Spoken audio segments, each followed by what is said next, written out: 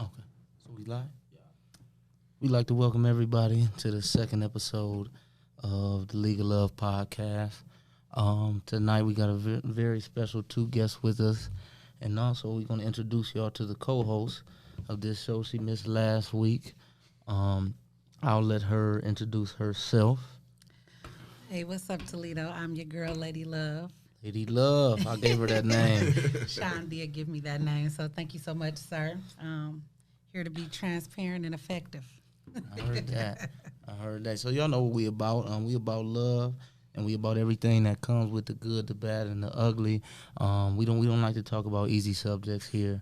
I think what makes for good conversation is tough topics. And tonight we're gonna talk about a topic that I'm not too educated on. But being that, I'm very excited to talk about it. We have Cecil hosting and his wife Kai here tonight.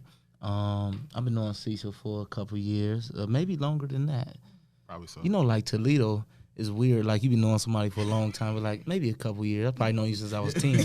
Yeah, That's how Toledo works. but yeah. So it's a great couple. I'm just meeting Mrs. Kai tonight.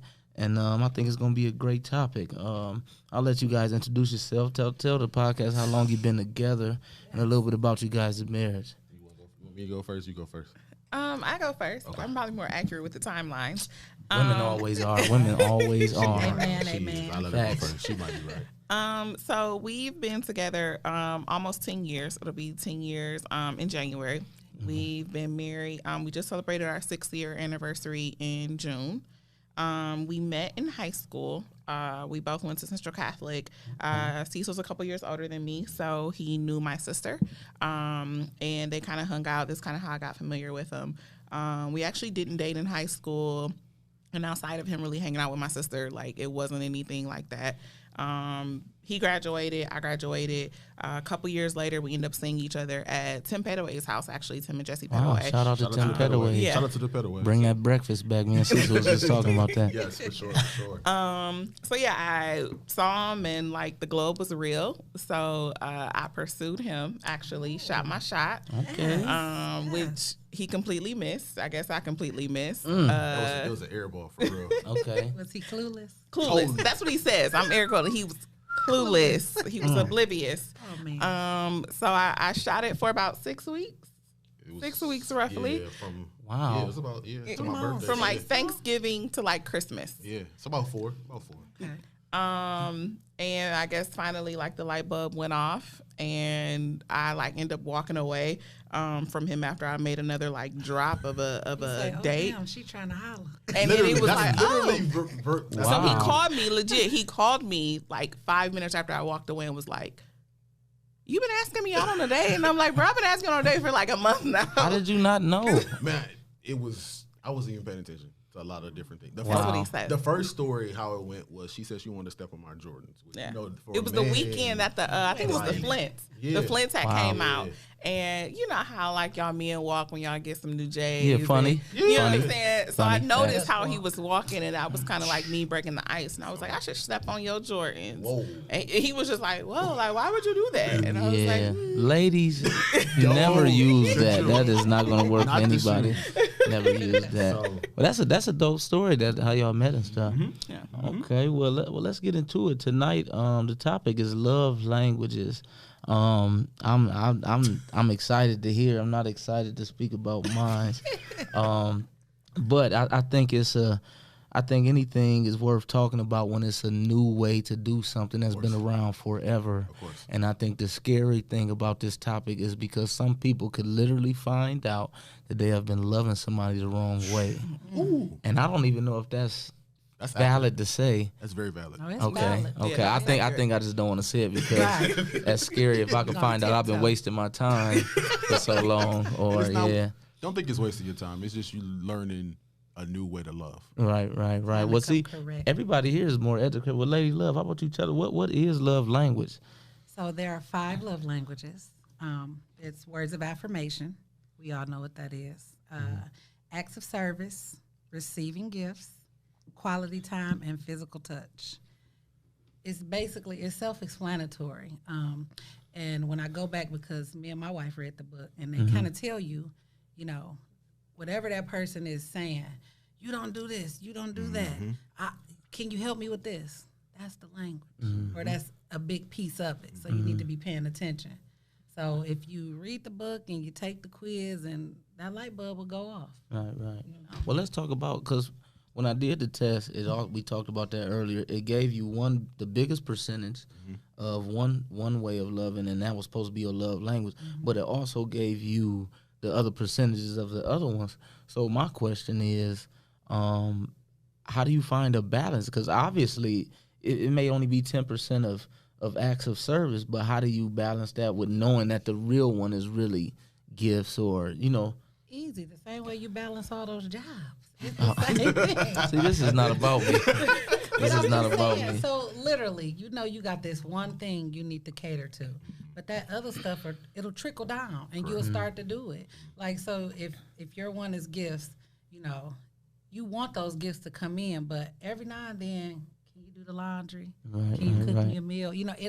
It'll put itself in there. Right, And when you respect it and you honor it, you'll want to do it, and it'll all just fall into play. Okay. Well, let's talk about the hostings, because when I hit you up, you said that you guys actually read the books and did the test a couple years ago. Yes. So it really just showed me how behind I am. Thank you. So let's talk about why you guys decided to do the test and how you guys got into reading the books. So when we were engaged, I Googled. It was a friend of mine had told me there was a couple books that he had read when he was engaged and recommended, especially because I think when we got married, we were relatively young. What age were you guys? When we got engaged, I was 22. I was like 24. Yeah, it was like 22 and 24. I want to Okay. Or it might That's a have been blessing. or 20. It was either 22 and I would think I was either 22 and 20 or 23, and he's 2.5 years older than me. Okay, So gotcha. y'all can do the math. Right. But we were relatively young, and our relationship had progressed really fast. And so I had Googled top 3 books to read when getting married, or top 5 books, and the love language was number 1. Right. And being so new and so young and getting married and taking that step, we were like, let's check it out. Let's Did you read it. think about it before you read the book? Did you ever think, about a love language or anything of that nature, anything close to it? And I was working a job where we were told to do love languages because we were working with families and couples. So the love languages I kind of knew a little bit about it. But then when I came home, she was like, well, there's a book we should read. And I'm like, here we go. Right. Like the typical, here we go. Here we go. And early on, when it came to love languages, I really was oblivious to that, knowing it, but not actually doing it and participating in it. Okay. So it was interesting to read a book and then know about love languages and know more about love languages. So you're not far behind. You're not too far behind, because I literally in the Getting last Don't try to ease the pain. Don't try to ease last the 2 or 3 pain. years actually been doing what her love language. Right. So you can know it and not actually Very fully act on it. Yeah. So those are the first top 2 hot percentages are your primary and your secondary ways of how you love, and then how you want someone to love you back. Gotcha. So for me, mine was always receiving gifts and words of affirmation. So I love by giving gifts, and sometimes that doesn't work for her. So she may not want a gift. She may not. That may even what she even is even thinking about. But I'd be like, oh, you want the shoes? I'll buy the shoes. Oh, you want the purse? I'll buy the purse. She'd be like, no, I want a romantic dinner. Right. Well, no disrespect to the authors of the love language. She may want the dinner, but she wants that gift. No, it's sometimes. Ladies want the gift. I could be wrong. Maybe the gift after the dinner. Yeah, Right. Or I think when you're thinking about if you're trying to get a certain reaction out of someone, right? What's going to give you the reaction that you're looking for? Because do I want the shoes? Yeah. I mean, of course, I want gifts, right? But if he's trying to garner a certain reaction out of me, what is going to give you the reaction that you're looking Now, for? is that healthy? Looking for reactions, is that healthy? Because I feel like in a way, I think we do that a little. Well, I'm not gonna say that. I'm not gonna say that. But Men I and mean, women do it. if you're thinking when you are buying your wife a gift and you're like, she's gonna love this. I want her to love this. I want her to appreciate it. You know what I mean? So that's a reaction that you're looking for. So if you are looking for a particular reaction, or you're hoping for a particular reaction, then you have to be able to speak. Because like I said, Am I gonna want the shoes? I don't want the shoes. Right. Am I gonna wear the shoes? Absolutely. And to an extent, I'm either gonna appreciate it, but isn't going to give me the same. So, can we tell our love languages, or is that? Oh yeah. Okay. I think mine is the only one that's. Oh, okay. I hear that right now. We're gonna, They don't it's his. gonna be at the surprise. Right. It's gonna be the surprise. So my primary love languages is acts of service, and then Okay. my secondary love language is physical touch. Okay. So, do I want the shoes? Yeah, but to me, like I'll use this year. Before we knew COVID was going to last this long. Right. So I'm a huge brunch snob. Like I love brunch. I'll travel for brunch. Travel for. Oh, brunch. I'll travel for brunch. Because Like her birthday title was brunching in Kai.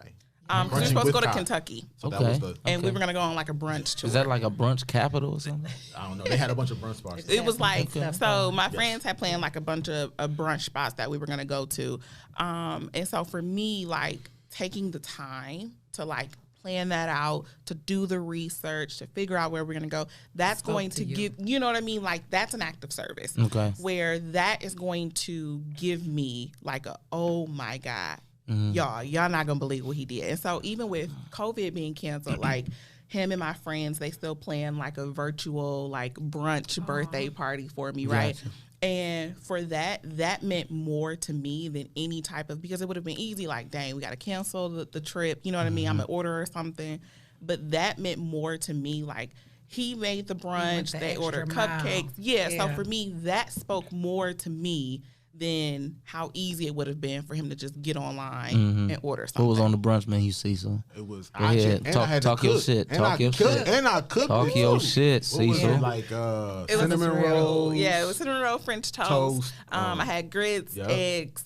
So it was good. And Mimosa. like mimosas. Yes. And so Yes. for That's me, why you brunch. yeah. City Husbands up 2,000 points off of Okay, that. okay. City Husbands is up. I like that. So that's why I Husbands, think, like, okay. like I said, you really are trying to figure out, like I said, the type of response, the type of appreciation that you want. Then that's where like the love languages come in. So what I'm thinking of is how can, because us as humans, we always think we know what people want and what they need.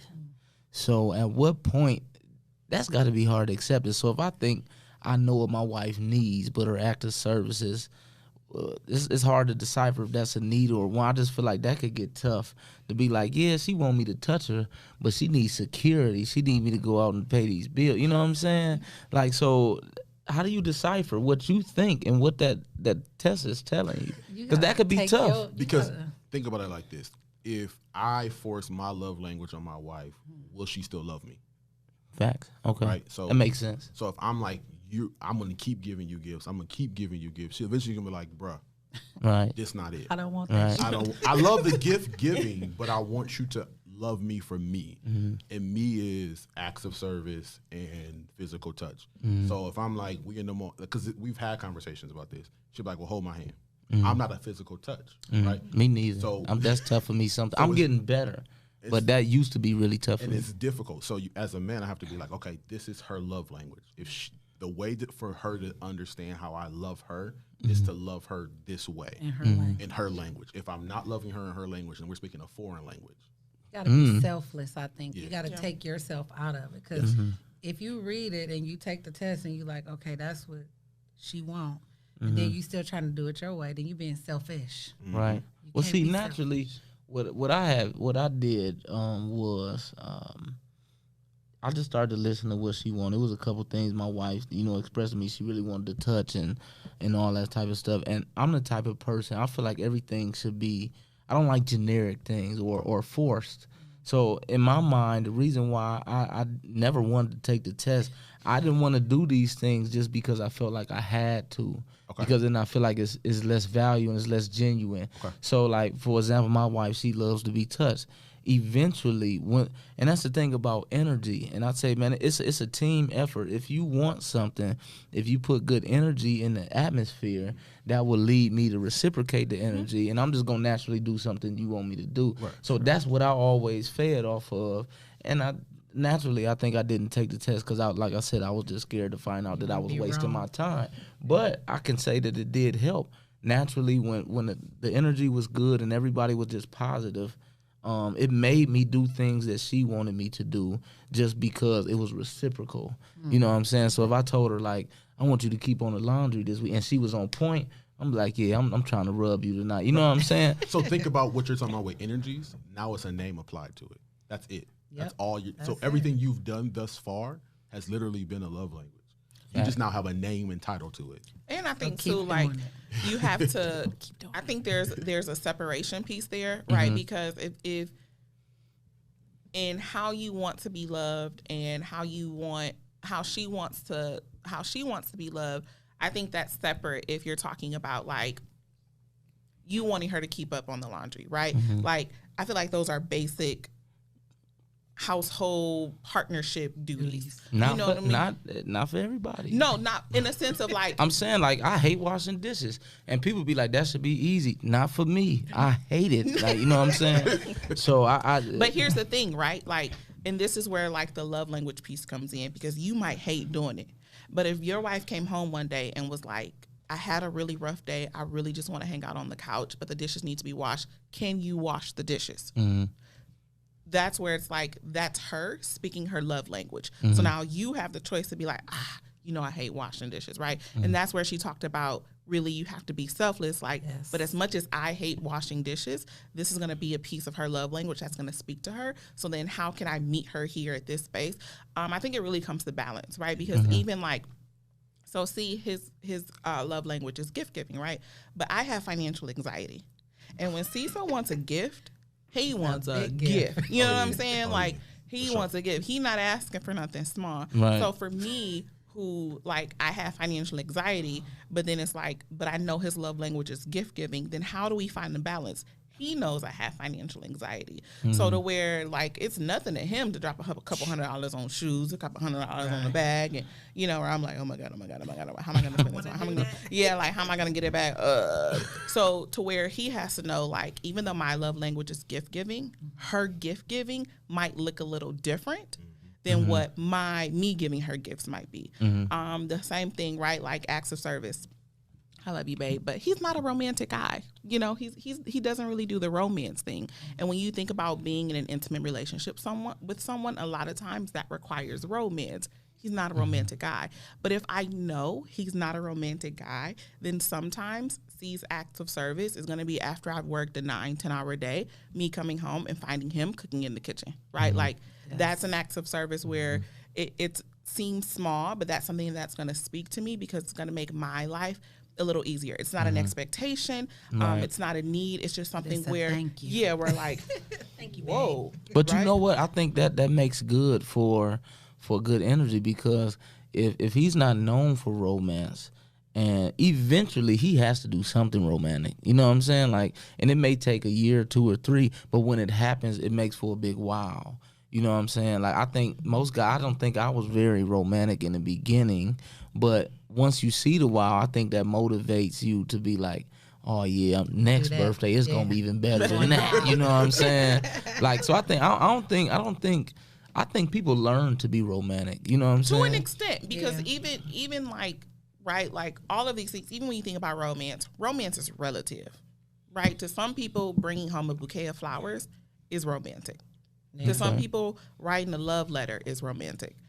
To some people, it's like they want the full Valentine's Day spread, right? Them Dollar Tree flowers on the floor, the rose petals on the bed, and the heart. Yep. I love you, baby. Yeah. So I don't even think it's necessarily like learning to be romantic. It's learning to be romantic in the way that's going to speak to that person. To that person. So right. So like I say, like to me, you know, him coming home or me coming home and finding like today, I came home in the house and the dishes was washed, and which I didn't say this, thanks, babe. But in my mind, I'm like, oh, okay, this is one less thing that because tomorrow's my day off. So I'm like, this is one less thing that I got to do. This is great. This is awesome. So even though it may not seem romantic, to me, that's romantic because it's a gesture that he made to make my life easier. For you. Gotcha. It was For me. And I think really when you think about love languages, when you kind of tear it apart, break it down, that's really what it's about. It's like, how are you ensuring that the other person is put before your needs? That's all love is, though. You can't make that person happy, but you make sure they're full. Their cup is full. So and that's an easy thing to do if you just pay attention. Yeah. Right. Now I always felt like marriage is, because everybody in this room is married.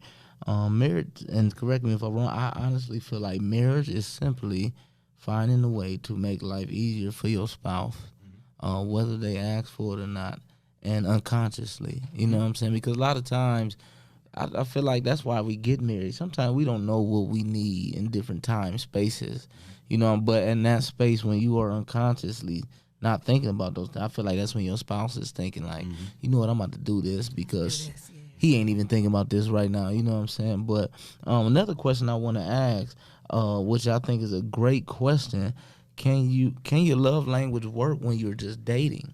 Like, can it be used when you're dating, or is that too deep for dating? No, I think you should know your love language even just for yourself.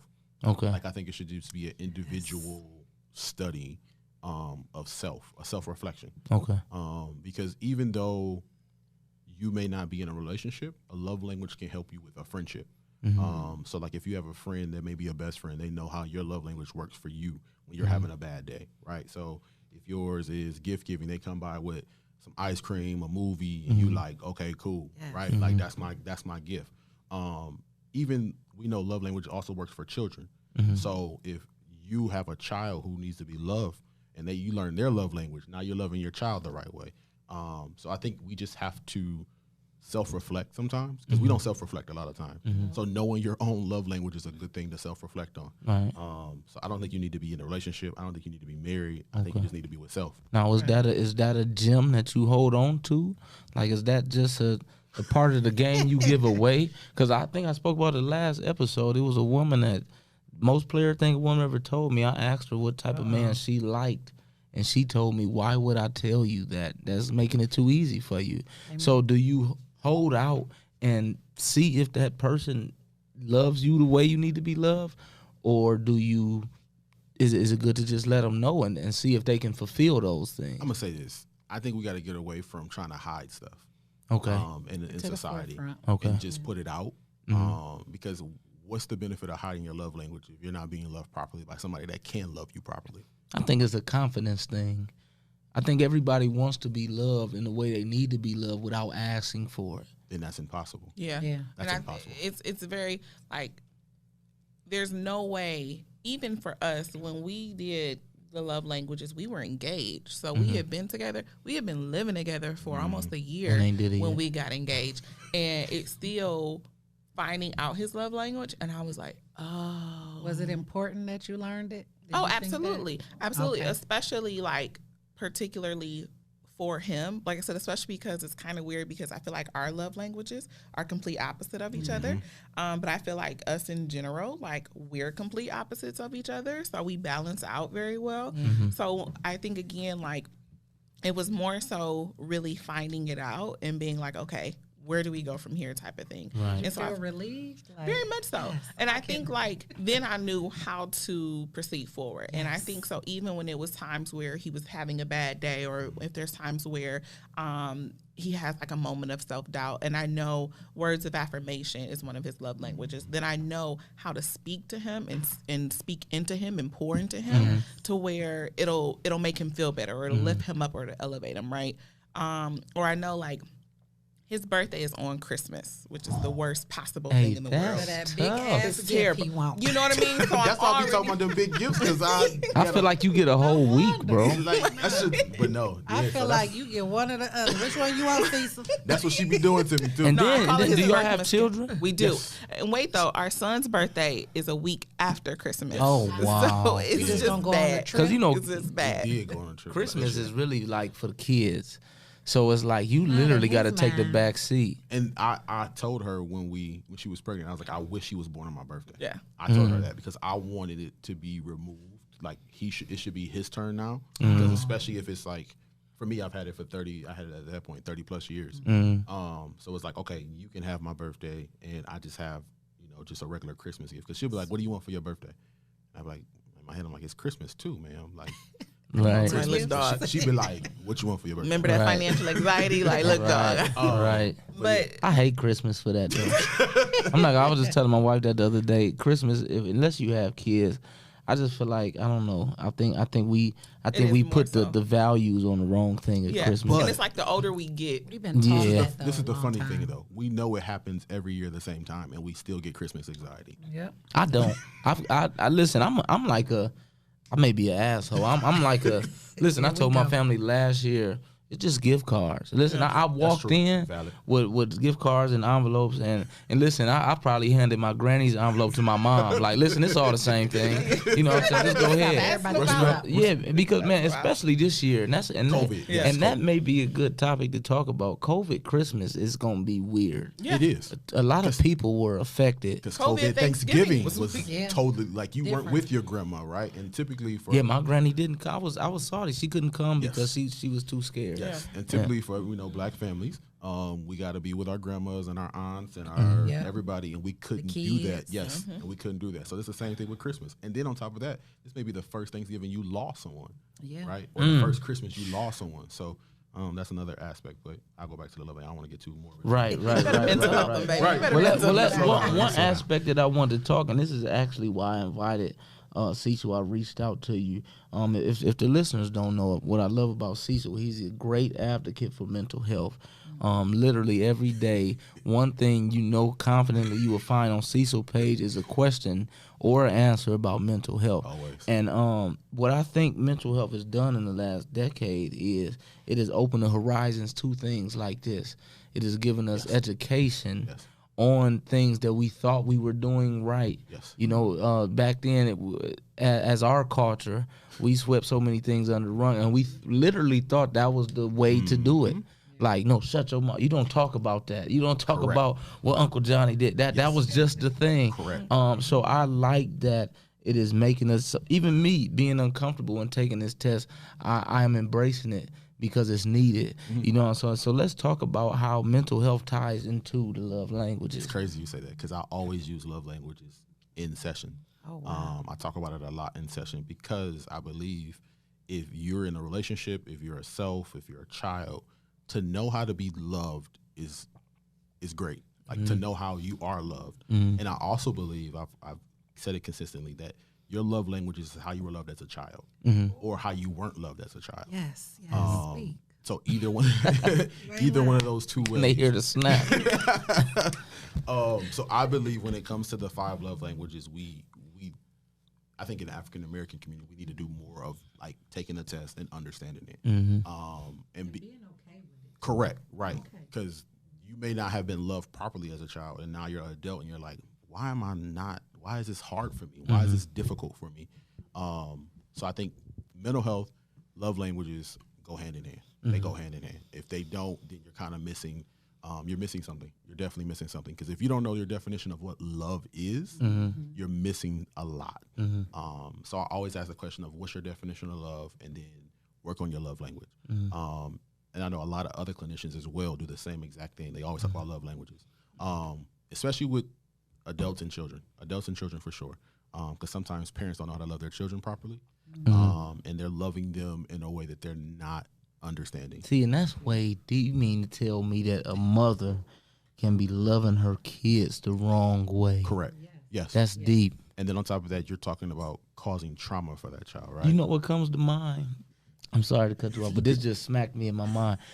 Do y'all remember the Rugrats back in the day? Oh, yeah. And do you remember that the mother of what was the main character on Rugrats? Tommy? Tommy. His mother used to read the doctor. What was it? It was a book, and it was a book he always read. Would say, Doctor such and such said you're supposed to do this when kids are acting this way. Oh, yeah. And what's so crazy? I feel like that's exactly what we talking about. You know what I'm saying? Yes. But back then it was funny on the show because everybody looked at her crazy. Correct. Like what the doctor said when Tommy's feeling this way, we should do this. Yeah. You know I know what I'm exactly saying? what you're talking And that about, just too. blew my mind because I just really remember back every episode she was putting on a video from the doctor or a book like, well, they said when he's acting this way, you know, that's crazy. And I think we sometimes as parents believe we are the only person that's supposed to tell you how you're supposed to be loved, right? And it's like we don't give a child a voice sometimes, and a child is like just it internalizes a lot of things. So I think we have to make sure that as parents we're asking our children, we're talking to our children, we're normalizing what a love language is for our children. Because just because you love in a gift giving, your child may need a hug. Right. Right. Yeah. So Right. you giving your child a gift all the time every Christmas, and all they want is a hug from you. Mm-hmm. That's free, and you spending And all remember, this. love is an action word. That's all it is. Right. It's an action word. Just show it. And it's crazy too because I think even like with our son Miles, you can see where, like, so already, and Miles will be 5 in a month, but you can already see where his love languages are forming. Okay. Which is Yes. funny because he's very, very, very physical, like I am. Okay. So like for me, I'm a very, very, very affectionate person. Like I'm a touchy feely, handsy. Like if I'm within a certain radius of you, I need to be so. Even like my colleagues used to joke because I would have to be like, dog. We like because if I'm talking to you, I need to see your tonsils in order to Damn. hold a conversation. Like I would be That's so deep. close. Okay. And Miles is I like back up, and I wouldn't even Right. recognize it. But just kind of like you said, energy. I'm just drawn to people, Mm-hmm. and if I have that type of relationship, even with like my friends, like I'm a lay on you, I'm a hug on you. Mm-hmm. I think that helps, like being unapologetic about your love. Like, Oh, very much so. Definitely. And Yeah. all of Live my in it. friends, like especially like my close friends, Mm-hmm. they know. Like if me and you on the couch together, I'm probably laying on you some way. Mm-hmm. I'm Feet probably somewhere. my foot on you Touching somewhere. your arm. Yes. So exactly. fellas, let's flip this. If you want that PlayStation 5, please don't hold your tongue. You deserve it, King. You deserve it. Ask for it. Is that where we are? That's where we are. Now, I don't, listen, let me clarify. I don't play PlayStation. So, baby, if you taking this literal, because my wife is in the studio, I play Xbox, and there is a new Xbox out. And I didn't ask for it. I don't have the balls. But, fellas, like if you he want that just did. He PlayStation, just did. ask for it. So yeah. Ask for But it. even like like with Miles, you can already see Miles is the exact same way. If Mm-hmm. Miles is on the couch, he Oh needs my to be God. up under you. If you You walk got to smell your arm. your yes, skin. Yes. Wow. If you Literally, walk out of his literally. room, like after you like laid him down, he'll tell you like, "What? No hug? What? No kiss?" Because he needs that love and Wow. affection, You right? said he's Love 5? that kind He'll of be love. 5 in Wow, January. okay. Yep, he'll be 5 in January. That's a genuine love. Oh, it is, where Oh, he's my just God. And like, needs a words of affirmation as well. Yeah. Like if you tell him you're disappointed in him, his whole day is shattered. Wow. and he'll remember. Like, I love him. remember when you listen. But even then, like the flip side though is like I think he's also going to be a gift giving kid. Because you know how normal kids, you bring them something, you're like, oh, I got a surprise. And it's like, oh, okay. And they're excited. And He they're want to take it to his friends. Oh, Miles is like, he running around the house. He need to FaceTime like 4 people. And then you walk in and he'll tell you like, hey, mama, Guess Did who? you- Guess who bought me this? guess who bought me this? Did you see what I got? Did you see? And then he want to show everybody, and he's talking about it for days and days and days and days. And he'll be 5 in January, you know, Wow. but he's already He's learning growing. himself. Yes, he's learning and he's growing into himself. You know, so it does. It starts with when you're a kid, and then it goes from there. And you know, to piggyback off of what C said, how you pour into that as an adult and as a parent, it really, really, really impacts them. So, question: Mm-hmm. Has there ever been a time where like you guys weren't loving each other in your language after you knew? Like, I think did you ever? How Very did you much get so. through that? Even now, I think like, so kind of like I said, I'm a physical touch person. Cecil is not, and I think like even physical touch even goes to like intimacy, affection, even like sex, right? And even in opposites on that part, where like he can keep to himself and be fine, where I'm like, absolutely not. What's going on? Is what is happening here? And I don't even think it's a matter of like necessarily not loving someone. I think sometimes like with everything else, some things take the back burners. But I think then you gotta like put that little reminder out there, like, Wait a minute. hold on now, because I think the main thing is like, even in our 10-year relationship, our 6-year marriage, like we're still growing, we're still learning, and things aren't always right. And sometimes I gotta be like, yo, People need Reminder. to understand that. Listen, this marriage thing is not. Listen, we found each other and boom, it's gonna work. Bow. Oh no, No. I mean, what do they say? If you can get through the first how many years? 7 7 years. years, then you Yes. should be fine. But man, this thing is like a lifetime commitment. It is. It's a like marathon. of work. So it is. You know what I'm saying? I almost think it's like running a business. It's daily And on sacrifice. top Very of much that, so. there's going to be times you're going to look at each other and be like, I don't want to be with you. Yeah. It's gonna be, and that's just a part of marriage Is because that for real? it's Oh, for yeah. listen. Oh, Lord. You be looking at it like, oh, I will walk away Listen. and drive this car and not come But I back. think that's a natural thing It's to a- have those yes, thoughts. correct. Yeah, Yes. I mean everybody's going to think about. I think people have the thought of what life would be without their spouse, but Yeah, no, it I wouldn't think be the love draws the fright of that thought. Yeah. Oh, yeah. And then it brings you right back to reality. Like I'm not even gonna think Yeah, about that. like Yeah. nah. Yeah. Or even it was kind of funny because I went to like a girls' night. Yes. And so we're at the girls' night, and they all know Cecil. And, you know, they know him personally. They're friends with him on social media. And so it was like, I think 4 or 5 of us. And we were just kind of talking about, like, dumb shit that, like, our husbands have done or do, right? So they was all like, what? Like, no, Cecil don't. He would never, Yeah, like, right. I just can't imagine Cecil. You know, at Right. one point somebody was like, what do y'all even argue about? Like, he's just so progressive and he's just so like what do y'all They even know work argue Cecil. about?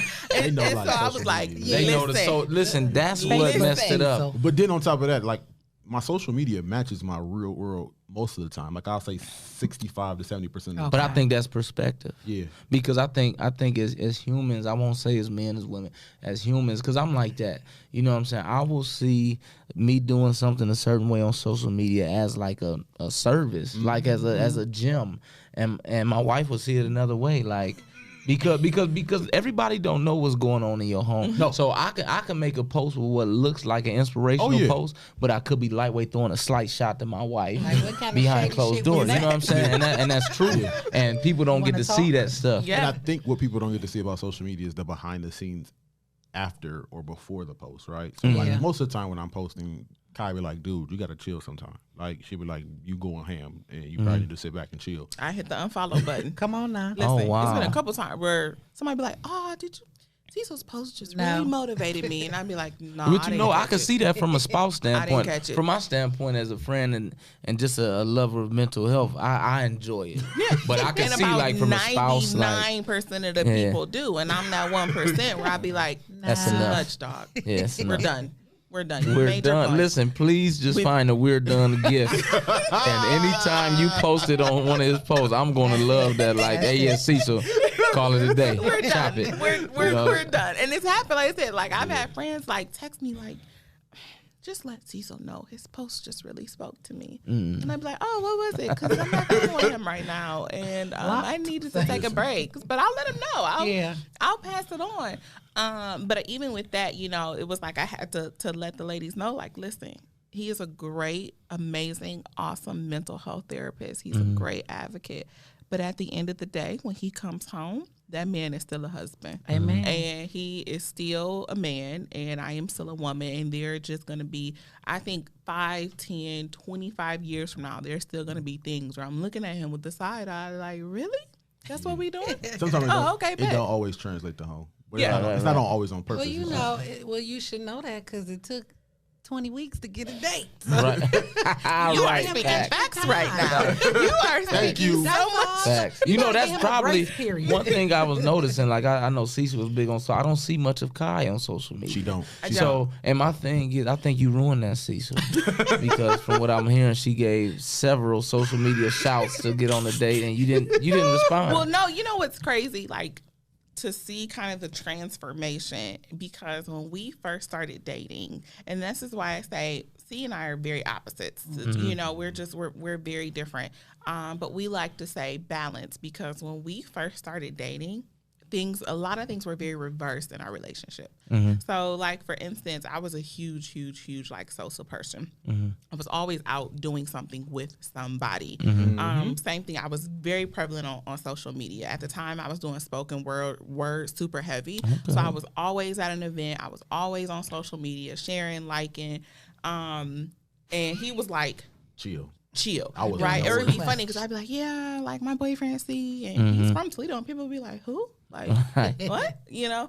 But now it's kind of crazy to see in the last like literally. 10 years where now I'm like, I feel like he's always somewhere on somebody's podcast, DJing somewhere, like busy, like internship somewhere with work, you know what I mean? Or somebody like, yeah, I see her, like we'll be somewhere out and he dapping somebody up and I'm like, where you know him from? Like, It's you funny. know, or he'd be like, oh yeah, I'm going here, you know, I'm about to go do so and so. And I'm like, But you know, social media is like the industry. It's waves. You know what I'm saying? So Cecil will have the wave right now. It might come back around that you dive into Endeavor and then your wave get to going crazy. And Cecil telling you like you need to chill. You know what I'm saying? Now I'm hitting her with the you done. Yeah, right, exactly. Right now.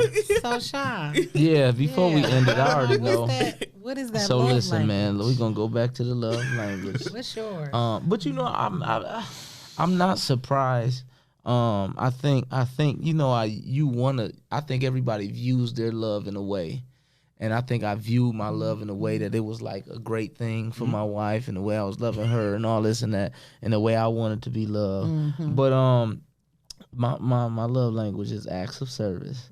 And I was wrong. I thought it was. I was too. Receiving gifts. But you know what? I'm going to take credit because I felt I was annoyed because they kept asking questions about gifts. And honestly, I should have pressed gift on every one. But I'm like, they not about to make me look like this guy. They not getting Are that. you that guy? Listen. What the thing is interesting is your acts of service could be the fact that you're gift giving, right? Right. So it can look almost like gift giving. Yeah, because I will buy a gift way before I wash the dishes. I was about to I'll say, buy a like gift the for my gift, wife. yeah. And that's what's interesting about this because I'm wondering, is this supposed to tell me how I'm supposed to be loved and how I'm supposed to love her? Correct. Yep. Or I think too, like, and this is just in like the conversation and the little nuggets you dropped. Like, since we've been talking, you talked about like the laundry and the dishes being washed, right? So it's like you want to make sure you really love like you and your household being taken care of. That in itself is an act of service. Well, I think to go deeper and be transparent, my thing is one thing I always took relationships serious. Okay. Very serious. Like anytime I got in a relationship with a woman or beginning to date, I always ask two questions. One thing as a man, one question, one answer. As a man, what do you need from me?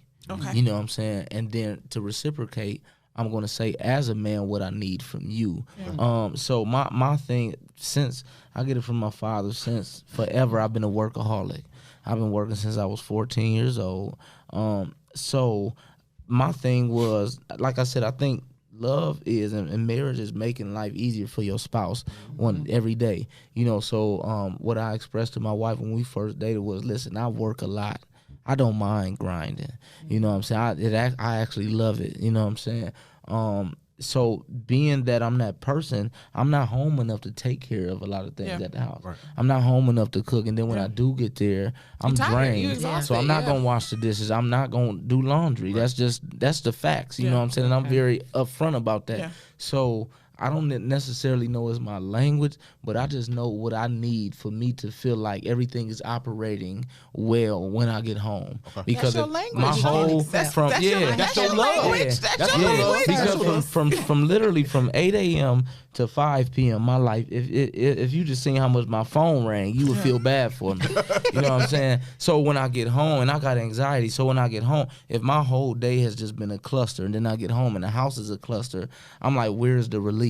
Yeah, you know what I'm saying? So that's what it is for me. So maybe acts of service makes sense because I need those acts to be at home. 110%. Yeah. From someone, yes, from just talking to you, acts of service makes 110%, right? Because and it's weird how that works because like Cecil is very different. Cecil is like, if the dishes is in the sink, he's fine. If the clothes is piling up, he's fine. Are you talking about my mate? Like, what?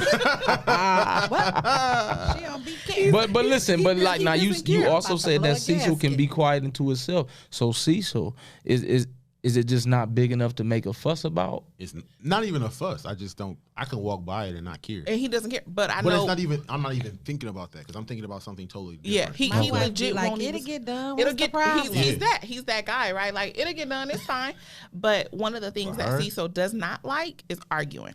He has shut hate him. it. He has shut him down in a minute, right? And even when we first like started dating, when we got into our marriage, I took pride in how I could go toe to toe in an argument. Ooh. Okay, I took pride, Yes. but he's the exact opposite. He doesn't like raise. Steph Curry with the 3. Listen, okay. Accurate. And I'd be like, well, okay. Okay, well, we're done. I'm gonna walk away now, And that gets you heated. right. So I know for him, what he needs is peace, in the sense of like, if your peace is like you don't want to come home to clutter.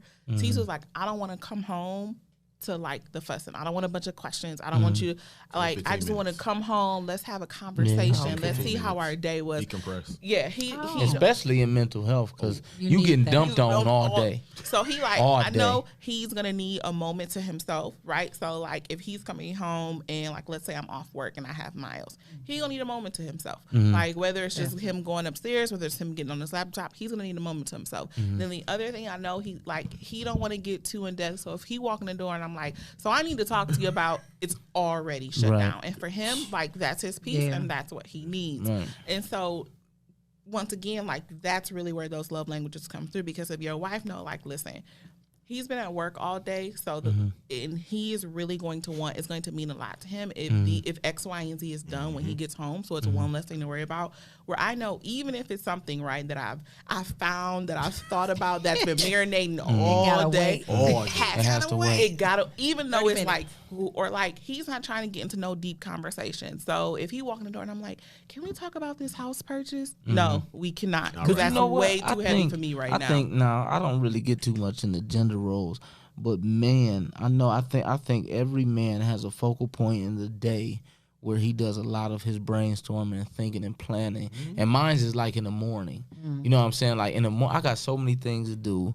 We got paint job. I'm a counselor as well. I got clients. You know what I'm saying? I got events. I got legal podcast. So it's like in the morning, I am very quiet. I don't like to engage in too much conversation in the morning. I may be giving my wife some gems tonight. But listen, but fellas, I mean, but I think we have to be open enough to talk about it. Correct. You know what I'm saying? And put it out. I think that's why I'm glad mental health has come so far, because I think it has done a lot for men. Yes. You know what I'm saying? Black men especially. Amen. We so many times, you know, I'm not gonna lie. My mindset as a black husband is to put my head down and make sure it happens by any means necessary. Whether I complain to my wife about this and that, I still got to make it happen. But that doesn't work all the time. It doesn't. You know, and it causes a lot of mental stress, and it causes a lot of quietness.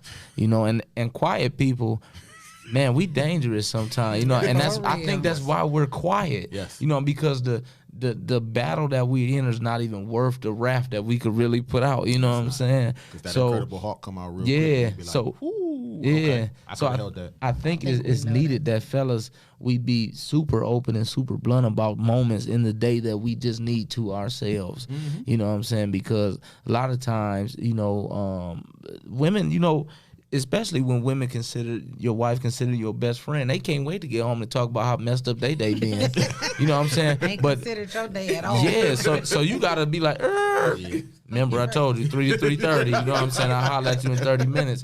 You know what I'm saying? So I think we have to be more vocal, and I think we have been. I think we've made great strides as married black men True. and talked and being vocal in our needs. And we have to keep pushing that, because we can't. I think a lot of time we look at women as magicians, like they supposed to know I don't want to talk right now. And that's You gotta impossible. communicate. It's impossible for a woman to know what you're Yeah. thinking. It's impossible for a man to know what a woman is. Yeah, I think it's a human thing on the But it's a thinking. human, yes. Yeah. But it's just impossible to know, like, oh, my wife knows when I walk in this door, I don't want to talk.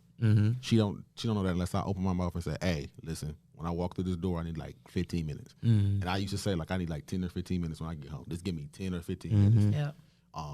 But now, knowing the love languages, knowing myself, self-reflecting, talking to her, communicating, and having communication, open communication. So we talk about communication a lot, but open communication is definitely how we've gotten to this point in our marriage.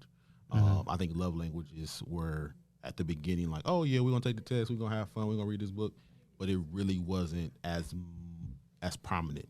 And then in the last 2 years, I'll say 2 years. last 2 years, it's been more prominent. It's been like the Gotcha. focal That's point. good. It's been the focal Gotcha. point. Well, I encourage all couples, whether you, and like they said, even if you single, it's good for you to learn your own love language. Yes. Married couples and couples, it is good for you to learn your spouse's love language, and it will be greatly effective. I'm gonna go home and try to put this into place somehow. Just release. It's okay. Right, right, And have your wife take hers. right, right. I was gonna ask her she taking her. I sent it Yeah, to she her did. She last sent it. night. But listen, my wife's so vocal. I've been know she like to be touched. You know what I'm saying? But I came around to it. But we gonna move to a segment before we end. My partner, Lady Love, she came to me and said that it would be a great idea to shout out local businesses before we leave. So she done come up with a local business that she would love to shout out. Yes. Go ahead. My pick of the week goes to Beyond Decor LLC, who is owned by my best friend and her wife, Barbara and Portia Williams. You can look them up on Facebook, Beyond Decor LLC. They do baby showers, bridal showers, intimate events, bar mitzvahs, quinceañeras, whatever you need, any type of party, any type of setup, any type of backdrop, balloon, wall, everything. Spell it for us. Beyond a Court. Beyond Decor, BEYOND, Decor, DECOR, LLC. With that thing LLC. on the end yeah, of the with the R. little accent over there. Yeah. They are very, very talented, very They actually professional. we used them for our last event. Yeah, They're- we they're did things to for our decorate and intimacy stuff. event. So Yeah. they do a great job. So hit them up. Tell them I sent you. You might not get a discount, but you know, just Now my pick of the week, it was only right, man. I gotta pick out DJ Sick, man. DJ, listen, most of y'all know him as Cecil, but from for the rest of the show, it's only about 5 minutes. We gonna call it DJ Sick. The man is a problem on the ones and two, and I ain't gonna lie, I didn't think he had it. My wife planned me a surprise birthday party, and I done heard DJ Sick DJ a couple times, but that birthday party. awesome. Sick went in, and one thing, I'm a lover of music, and I loved his versatility. A lot of times I heard him DJ, it was just a vibe. But I'm not gonna talk about what happened at the birthday party. Please But I'm going to tell you, whatever vibe you have, DJ Sick got it for you. Sean, So why I didn't know that was him? I because he had was too intoxicated, and we He all let me were. talk on the mic and everything. Yeah, we all were. I told You let me talk on the mic and Yeah. But Well, praise God. DJ Sick. Listen, you can holler at him on social media. Cecil hosting with DJ Sick on Facebook, and I'm telling you, whatever vibes you need, he got it. League of Love, man, we here every Wednesday night. I will say, me and Nicole, we brewing another couples event. Couples, get ready. Listen, y'all have not been to a League of Love event yet. Come on in. Y'all got to be there. The next event is going to be a movie night. Okay. We're going to be discussing a pivotal movie and impactful scenes. So we working on a flyer now. It's going to be coming soon. Before we leave, I want to shout out the self-love movement, Len Self and his wife, the Moss marriage movement. The Mosses, they doing, we all fighting for the same thing, man. We trying to bring that nostalgic love back, and we trying to be impactful and changing the stigma of love. Till next week, we will see y'all League of Love podcast.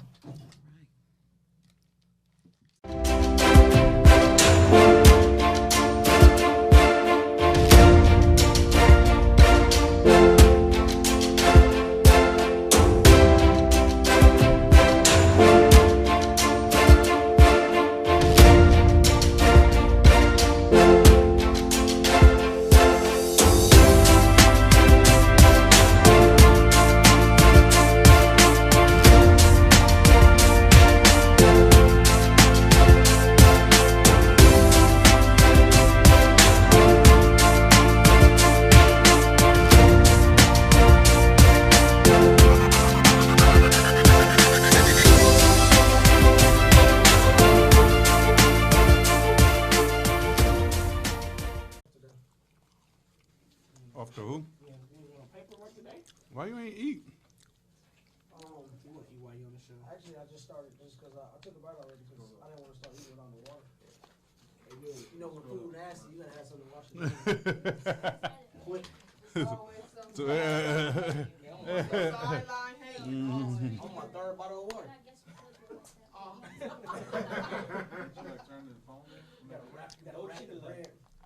Wrap the bread around it so it can taste good. so don't touch the mic. So that means it's good, right?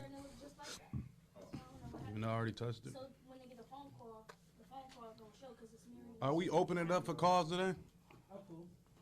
Chris? Are we opening it up for calls? Yeah, that's 10. Because we only have one call 10 full each time week. out. It's 10 full time out. Yes, we got. Did y'all how y'all talk? Because he definitely said something this morning. Do we have our call on Facebook? What'd he say? He said, Chris, don't forget, we need to talk. He called him. He called him. He was at my house and he called him. Would it last 3 minutes? Oh, he didn't like that. What'd he say? Same thing. Same thing. Just when I basically Just tell let you, me know man, when you're ready so I can start the we lineup. ready. We starting in 2 minutes. Yeah, we got it. Okay. So you can start right now. You just told me. I mean, how long? That's what I said. How long is the lineup? Is it 2 minutes long? It's like, You can't replay it. You can't loop it. What lineup? I mean, wait.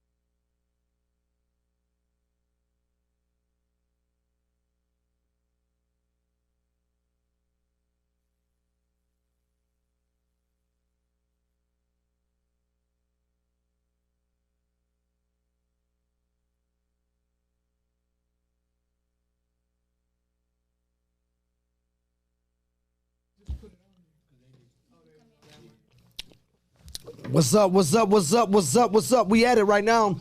Welcome to our 7th week of the Sideline Sports Podcast. I'm your host, the not so much coach. We got the eyes of Rashawn Craig here. We got Coach Moan. What's hot? What's not? Always hot. We got Moan. Coach Matt. Till when? Till then. And we got the professor over here, Coach Tim, who is providing always with the statistical data and the numbers. He hates it when we get it wrong. I just want to welcome you. I just want to welcome to the 419 Grind Studio. And today we eating chicken made by made by and sponsored by the Village Academy, your owner, Miss Alexia Sims. So shout out to the Village Academy and Alexia Sims for the chicken. Woo, woo. With that being said, and we did not have to pay for it, so we can give a real shout out at this point. So with that being said, I want to let you know that anything that we may say here does not reflect any entity or organization that we represent. All of these comments are solely from our own personal beliefs and opinions. Even the comments that's in our post does not necessarily reflect 419 Grind or the participants here at the Sidelines Podcast. We want to welcome you to our show. Let's just get right to it. I might have some McBees in the car. Wait, you better go get them. Some what? Some cookies. There's sugar cookies. So- sugar, peanut butter, chocolate chip cookies. First of all, how many you got? How many you got? Like 12. Like the cupcakes? So Tim is gonna. So Tim is gonna literally exit our conversation right No, now. I gotta find out first. I'll let you know though. If I leave, that's why. All right. Like the cupcakes? No. Listen, all right, so let me say this real quick. Shout out to Jess. If they're here, I'm only giving you a shout out because I got faith that they're in your car right now. If they're not, then I'll take the shout out away at the end of the show. But with that being said, we have some cookies that's made by Jess, Jessie Bells, 419. You can find her on Facebook under that name, Jessie Bells 419. Best cupcakes I ever had. But she does cupcakes, she does brownies, she does cookies, and these cookies they are called the McBees. All right, they're chocolate chip, peanut butter, and sugar cookie all in one. They call them McBees because my name is McBrayer. And they're made from me. You know what I'm saying? Yeah, twice, me and my wife. So with that being said, She buried it. Sharice, if you listen, he hating on you. All right. With that being said, hopefully we get the McBees for dessert. But let's just jump straight into it, man. Today's topic is winning. Win. I wish we could play that. All I do is win, no matter what. But unfortunately, I have a subpar head coaching record in all the sports that I've coached.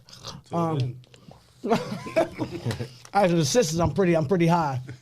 But winning, what y'all think, man? What is when you think about the draft, the NBA draft, a lot of stuff just happened just this week. A lot of changes happened. Who you feel? What team won that not the draft but the trade? Who you think won this whole trading ordeal? Before we get into it, did you see LaMelo Ball? With the golds? I mean, with the diamonds? 500,000. That ain't 500,000. That's a good 50K. Actually, really was the first person I've seen with gold. Permanents. No, that ain't permanent. He said it was permanent. And you read a comment that said it was permanent. Well, on YouTube said it was permanent. Anything on YouTube. I can't wait till I put my No, but I say this, and I put this, we were in the Undisputed group, because Boom was the one who posted it the first I saw it. But at 19, I would do the same thing. I remember when I first got college, right, first semester. Get your little refund check, right? Got my little refund check, headed straight back to the city, right? Came back to Franklin Park so I could flex, because I ain't never had $4,000, right, ever in my life, coming from the north, right? So I come back to the north or whatever, I blew $1,500 in the mall. You want to know how I lost Franklin Park? This is 2003. Yeah, 2000. Better have bought some Jabos. He bought some Jabos. Oh no, I bought 2 pair of Timbs, but that ain't where I lost most of the money at. His and hers? Huh? He got a black one. Absolutely not. All my booze then all got like K Jeweler specials. You know what I mean? Like the little $99 joint. But I was in Journeys, and dude was doing like the thing where you move the cup, move the ball, move the cup, move the ball. I lost 500 that day. He sucked you in with that? Really? Do you think he didn't when he did? But so when I see a 19-year-old go get, who got a few million to his name already, because he been getting paid already. Like this ain't new money to him. This is more money. Ball brand, what big baller I brand? could see myself blowing, $500K. even if it was 100,000. It wasn't. It was about 50 though. But even if it was 500K, it doesn't matter because his name alone is going to make him so much money. And he got a Puma deal. And he's a fan favorite. Now speaking of that though, I did not know when they was on the Rise and Grind morning show. Daryl DB. The owner of Midwest Kids, he was spitting his facts. And I'm glad that he's in that business and he knew his homework. He knew all that. So with that being said, I did not know that Adidas and Puma were brothers. I didn't know the owners of those guys were brothers. So when he said it, I literally immediately went and Googled it. And then the little brother is the one. The little brother bought Puma. The little brother owns Adidas and bought Puma from his brother. They can be under one umbrella. So you're about to start seeing more fly. If you haven't already, you start seeing more flyer Puma stuff that's already symbolic of Adidas. I think that's dope. So hopefully me and Mona get into something real quick. A little T-shirt deal or something. T-shirt deal or something. But man, what y'all think though? The draft though. I mean the draft. I mean or the trading. I mean what y'all think? I think James Harden is the one who's winning right now. I just love when players leverage their superstar. Right, like I'm a superstar. You ain't about to keep playing me like this and having me on these teams. I done been through 3-point guards in 4 years. Like, no, it's time. Like it's time to get me out of here. I'm trying to tailor for him though. I mean, So now you say James Harden, right? You say James Harden, but what team? What do you think? What team probably won? Because for me, I'll say the Wizards. I say the Lakers. Lakers for sure. I'm You say definitely the Wizards? I'll say the Wizards I mean, too. my thing was, of course, the Lakers overall. Even though they lost Howard and Rondo. They lost a lot. Yeah, but you got Gasol. Yeah. And then just today they said Paul Gasol might come.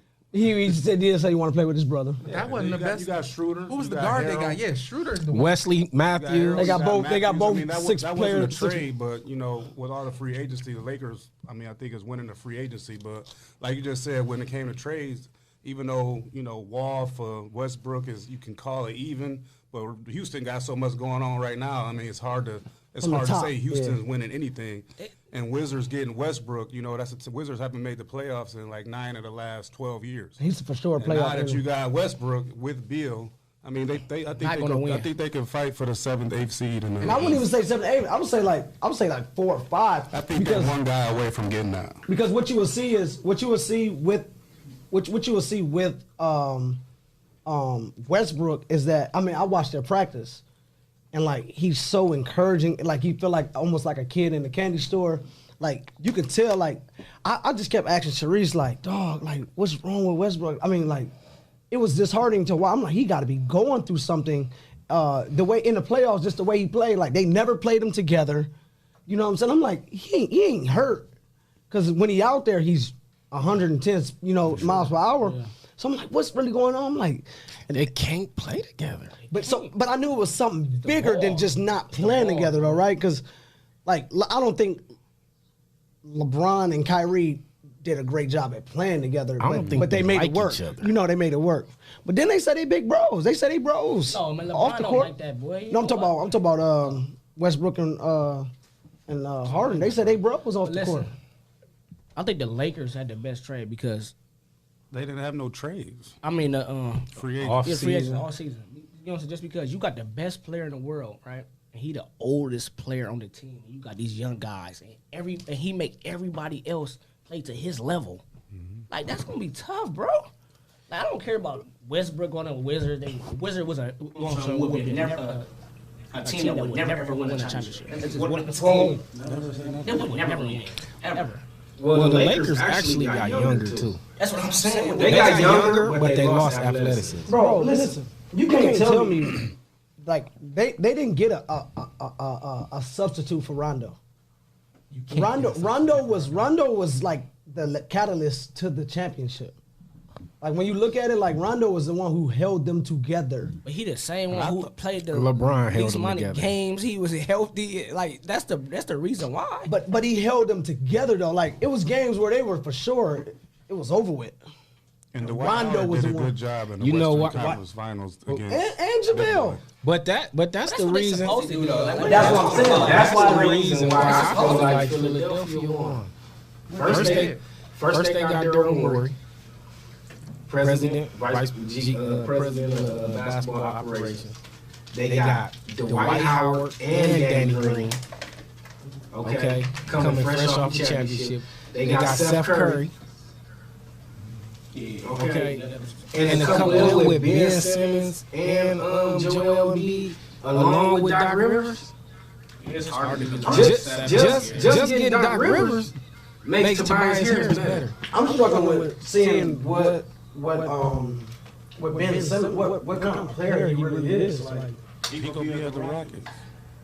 You think about the trade? For sure. If I would, because I don't Today. he don't really have an identity. immediately, Doc would find right you, though. now. He don't have an Doc the identity, perfect coach like- for being, though. Can't shoot worth a dime. I mean, Listen. long ball wise. Give me James Harden over Ben Simmons every day of the week. I'm gonna tell you something. I don't want James Harden At all. at all. I mean, as a coach, and we're gonna get to that. James y'all. Harden, I don't second best player I in really the don't league. want to coach He would James never, Harden. ever win For one, anything. you can't coach James Harden. Yeah, you James can. Harden is Give like- him the ball, let him go. Like James Harden is like the beam kilo. That's how I'm gonna coach you. Oh, don't talk about boy Low. James, no, for real, like so when you look at Ryan Kilo, Vershawn Cheers, like them dudes knew they were so good and they knew they could score that it ain't a coach that's gonna do anything to make them come out the game. Because if you take them out, you're gonna lose about 15, 20 points. Like Ryan Kelo would miss 5 threes and then he gonna rain off. He gonna keep shooting. He gonna make 5 more, and the game gonna be won. So like when you got players like that who just don't care, like, and you always talk about having a short-term memory, and like them dudes who got short-term memories that bad, man, you don't want to coach that because they gonna be short-term memory on what you say. So do you take Steph Curry? I'll take Steph Curry. That's his father-in-law. I take Steph Curry one because it's more for me. It's more control. It's within the flow of their offense. Like Steph Curry will give the ball up, run around 17 screens, and then get it and jack it up. Whereas Harden is literally about to dribble 17 times in the same spot, step back, crossover, step back again after you beat the guy, and then shoot. It's hard for Make guys the 3 and go to the line. For me, it's hard for me as a coach. I mean, we're talking from a coach's perspective. It'd be hard for me to get him to buy into what needs to be done right now. Like the right now in the game, it'd just be hard. He win games though. But he don't win no championship. It ain't no different. He ran into the Golden State Warriors. I don't. What is he supposed LeBron to did do? too. But I don't. LeBron was what down. He was down 3-1. What right? Well, who on this team? One time out of how many? No, but he ain't done it not once though. 4. Harden been doing this since he came in and still hadn't made it to the championship. He would never be Only a because Chris champion. Paul He- got hurt that year. It ain't about it only. It's about Chris he Paul can't buy into any system. He's bought into it. He owns it. He owns the system. That's the problem. Why is it a problem? He winning games. Somebody said Morey overrated. Winning the games is not enough. Well, let's be clear. Morey is not overrated. Like to No, be able Morey's to a like bucket. constantly assemble talent like over and over and over, that's a skill. Yeah. Right. True, Like no, I mean, true. as coaches, even coaches who can't recruit, right? Like you know how hard it is to get kids to like come and play together. Right. Like it's an impossible task. So when you're talking about egos, you're talking about dudes who don't need money. You're talking about, you know what I mean? To get Chris Paul, then turn around and still get Russell Westbrook, like that's a talent. And then to go to Philadelphia and do the same thing, like. That's a skill. I don't know what you're telling people, but I would read the book. Like if it's you hard wrote a to book, I deal- would read the book. Yeah, he It's hard de- he deal with going to Chris get his Paul, boy. though, because Chris Paul is like the president of the players operation or something. Ain't he like? You know I'm what gonna I'm say saying? this, He and I the know president of the Players Players Association. Association. Sharice McBrayer is gonna hate this, but Chris Paul is probably my favorite point guard in the league. He's horrible. I can't agree We with we that. cringe watching him. I You don't love like Chris watching Paul? We play cringe watching basketball. him. Why? He never really makes a bad play. What's the bad play Chris Paul makes? Down the stretch in Houston, You think he's a he scorer? blew the when he's not. game. He made him lose. He had the biggest turnover that you can ever think of a point guard can make. Things happen. And actually, that was game 7. Things happen. Things happen as a point guard. No. So what about Phoenix though? What about Devin Booker actually having a running mate? Still ain't enough. It's not enough. Not at all. Devin Booker, the bucket. I like Devin. Dude, now Devin Booker. Nah, you want to say he a bucket, but James Harden suck. Come on. No. I never said James Harden. I just sucked. don't want to coach I James just Harden. saying James Harden would never ever win. Booker wouldn't. He either. do win though. He's Devin not Booker gonna is win a like championship. championship. Only one What are we team can playing win a for? championship. Devin we Booker's a playing for? hybrid to me between Klay Thompson and James Harden. Like he's not enough of either of them to be elite. But that's why I'm skipping that. I told you she'd be mad when I said it. But Devin Booker's elite, right? I don't want to take anything away from him. But he'll need 2 people. He would need 2 people. Well, in he order to got be one. So he got one for sure. Yeah. Devin So- Booker is like a. Wait, who went to Phoenix? Chris Paul. That's what I thought. Okay. That's not enough. What the hell? That might be enough. It's not enough. Watch this though. Watch this. Bro, he's a game Watch changer. this. No, listen. He's a game changer. he's a coach's point guard. Please. He's a coach, this? Chris Paul. He's a coach's point guard, but he's not like that point guard that you look to change the game. Like for me, he's not a game changer.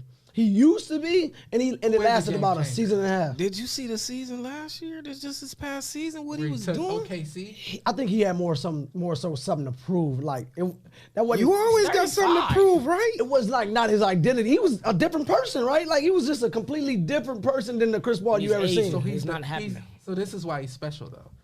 Because when he had to go to a team and had to be a different person, he became a did. different person. Phoenix When will he- will 50 when he will had to will play 50 with games. James Harden and had to be off the ball and like he did it, right? And that's what makes point guard. That's to me what makes him special is that he's able to go anywhere. Where like a Russell Westbrook, who's a point guard by by title, right? Like he can adapt. He's never going to be a different player. Everywhere he goes, he's going to be the same exact thing. Same thing with Derrick Rose. He's just a poor version of himself.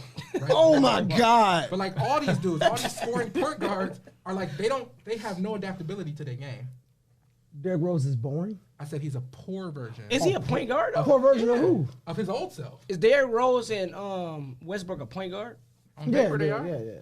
They are. All these dudes are point Ain't no guards. point guards in out here. Only the ain't point guard is shooting probably LeBron. Neither one of them can shoot. There's They like two point scoring. guards in the They league scoring right guard. now. Like the point guards who really Chris was. Paul is a point guard. Chris Paul is a point guard. Rajon Rondo. He's a point guard. Yeah, and because they can't shoot, Lonzo Ball is a point guard. because they can't shoot. Yeah, exactly. No, but Lonzo Ball did actually have like a 42% shooting. 3-point Yeah, percentage. when you only take 6 shots, it's like that. Well, they say you only got to make 25 He attempts on the season. died, so So Craig, tell me what you see out here. What you got, man? What you got for us? What you see? I think, man, the biggest thing for me over the last week that I saw, man, is LeVar Ball. What a legend. Did he do it? What a Man. legend. do it, Did he bro. do it? Come on. Do it, bro. What'd he do? What'd he do? All three. All three boys in the league. And after he said he would. After he said he would, And they and will people be on the same gave team. him, Watch. people gave him hell. But look though, he said it before they even made it though. Like it wasn't like one in the league. He was like all of. Like they was all in high It school. was all in Come high school. on. Wasn't it? Was LaMelo, who's now freshman. drafted today, was Freshman. a freshman when he said. Is Go he? ahead, my bad. Is he? He may be Go. nominee for the greatest parent of all time. Why not? Yeah. I Did, can give did you that. see what he did for his wife? Do you watch Ball in the Family? Yes, I he don't. built that. He built He, that. He he built that built a park. He built a park, bro. And not only is it a park, but you know she suffered that stroke. So he made sure strategically he put the railing in the middle, so that she can actually have a railing to hold on to as she walks. So so to get to the park, she got to do physical therapy to get there, bro. Like it was so intentional. Like, so when you talk about that, and I will say this, I even said it in one of my sermons. I was like, man, this is a horrible person, bro. Like, for me, I thought, bro, I swear, I'm like, because when it came out, he was like, he didn't let when his wife had the stroke, he didn't let the kids come home or stop doing what they were doing. Like Lonzo was getting drafted at the time. He was like, nope, ain't no coming home. And now that I got a better context of what he meant, I got this. That's my wife. You keep living your dream. And I was like, dog, if I could apologize to him, I would, bro. And he don't even know. You know what I'm saying? Hey, LeVar, if you hear me, bro, if you hear me out here on Apple Podcast, baby, you know, I apologize, LeVar, man. Call in. We wanna You know, talk can to you you. really be Jordan? But nonetheless, though, but I just, you know. He had a plan, man. He had a plan, and he executed the plan. He did. He executed the plan, and he had what? Lonzo was third pick, Melo second. Come on. Can't beat that, bro. Jello, What was the middle 1,000. sign? What- He Jello. just got agent picked up draft. by Pistons. the Pistons. Is he? I mean, it don't matter. He just got picked up by an NBA team. He got a contract. by his last name or because he can help? No, he No, can no, hoop. no. Boy, you got picked up by his last name. The only thing about him is he's injury prone. That's about the biggest thing is he injury prone. But he got a body. And the difference between him and the other ones, he's willing to do what nobody else is willing to do.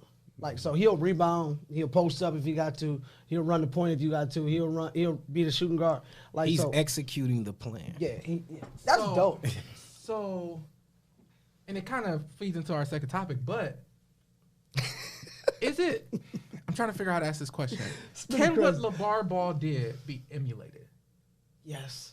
But you see it though. But we gonna give credit to LeVar, and I'm gonna let you ride, bro. But it's two other families and they're all black, that has their 3 kids Dale? in the league. Dale? Who? The Currys. No, 3 kids. Curry's got 2. The Holidays holidays. Yeah, holidays. and Giannis and his brothers. Oh, true.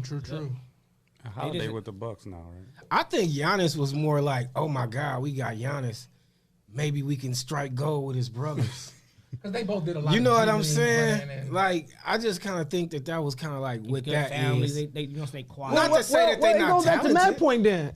We gotta go back to Matt point is saying the same thing with Jello, because Jello was on the G League that didn't make it last year. He ain't make it because he was stealing glasses. No, I'm talking about last year. I mean, so what making make it this year? You know, He put that work in. And maybe he did. I mean, rightfully so. But if we're gonna say that about, I mean, that's just dope. I mean, but Three I'm brothers just in saying, the second pick and the third pick in the draft, You did something right. You Oh, did you something did, right. like that's that. deep. And That's deep. I think we all hated it because he wasn't shy about it. He was in the picture. Right, He was in the- he but was we in the- always want people to be like humble, right? Like we demand humility out of people. Like we demand humility out of LeBron James. Like everything he's done, we hated. People watch the Last Dance documentary and be like, God, he's such an asshole, right? Like we demand humility. Out And of that's people. crazy. That's crazy. 'Cause unbelievable. that you say that because he was so arrogant about his players. I mean, his kids being like the best players ever in the world. He was like, they all playing for the Lakers. They all do, like he was just Straight up. But And it begs my question though: why shouldn't I dream that big about my damn kid? And I'm putting the pressure on you. You know what I mean? and Draft what, my kids. and what you see from if you watch Ball in the Family, they show videos of him literally working out his kids. Like, man, he got like pull up bars, weight room. He make them kids run like Chino hills. It ain't nothing but hills, and he making them dudes run. So, But he did get Melo's money took. Now, no, that wasn't him. That wasn't him. But he put him in the put him in the it wasn't. position. But people around but him. what is it? He had the wrong people around him. But that's what happens part when of you the growth. moving fast. So when you moving fast, and see in the NBA, you will hear all the guys talk about their interviews. They're like, when I got my check, I didn't know what to do. Like Klay Thompson, his dad was in the league, and he bragged about having a $35,000 check. His son got an $80 million. No. I'm talking about Klay Thompson. Literally said he bragged. He was like, he called his mom like, I got a $35,000 check. What do I do? So what I'm saying is, It's crazy. like, so, What do you do? for me, it's. Deposit it immediately before it bounced. But that takes us. So speaking of parents, right? It takes us to our next area, right? That we talk about winning. So and we mentioned LeBron and we mentioned Jordan. We mentioned Harden. Should parents, and it even probably goes to the ball. Should parents teach their children, like growing up in sports, to be team oriented, or should they teach them to be about self first? Because when I look at it, LeBron gets ridiculed. Like I ain't never ever heard no player say what LeBron said just the other week. He says, when Kyrie was on my team, I told him he was gonna be special. I made sure I put my time and my energy into making sure he was special, to make sure he was gonna be the guy. I'll talk to my guys at night, make sure he was an elite guy. If you want this guy, you better grab him. Like Jordan seen Pippen holding out on a contract, which Jordan knew he deserved. It was like, man, I got my own thing to worry about. But that ain't something that happened in the NBA. That's a mindset that's taught. So should parents at a young age teach their kids to be about self initially, or should it be like be a team player? Well, I think we're seeing that right now, right? We're seeing a whole slew of parents who are teaching their kids to be about self. And most coaches, most people who watch the game would say the game is not good right now. Because, right, like it's hard to be a coach. And I imagine boys is really what I'm talking about. But like, because you have parents who are teaching that for kids who ain't even capable. Let me stop right here. Keep your comment. I need all 18 y'all, man. We got to get our views up right now. All right, all 20 of you right now. Take your phones out and just push that share button, please. Let's get our viewers up. Let's allow everybody to join in on this conversation. We need our viewers right now. Offer still stands with Matt. If we can get up to 50, we can get up to 50 viewers. Matt will be eating a hot caliente chip. But go ahead, Tim. Go ahead, Tim. But just take your time and share, please. Jemiah shares. But yeah, I think we're in a position where like we're seeing kids who are being put in a position by their parents to like focus on self, and they ain't capable. They need a team. Like they need somebody to like help them, lift them, pass them the ball. They can't go get a bucket by themselves. But literally, you're on the bench, yelling pass, run the play, and they just drive into the bucket because their parents in the stands talking about attack. Shoot. But it go back to what we was just talking about. Why can't we dream big? So hold on, Matt. You coach like primarily like selfless basketball players. Then you inherited this one kid, right? That more so had a self attitude. Not to say he wasn't a team player, but the way his game carried himself, it was like a for self attitude.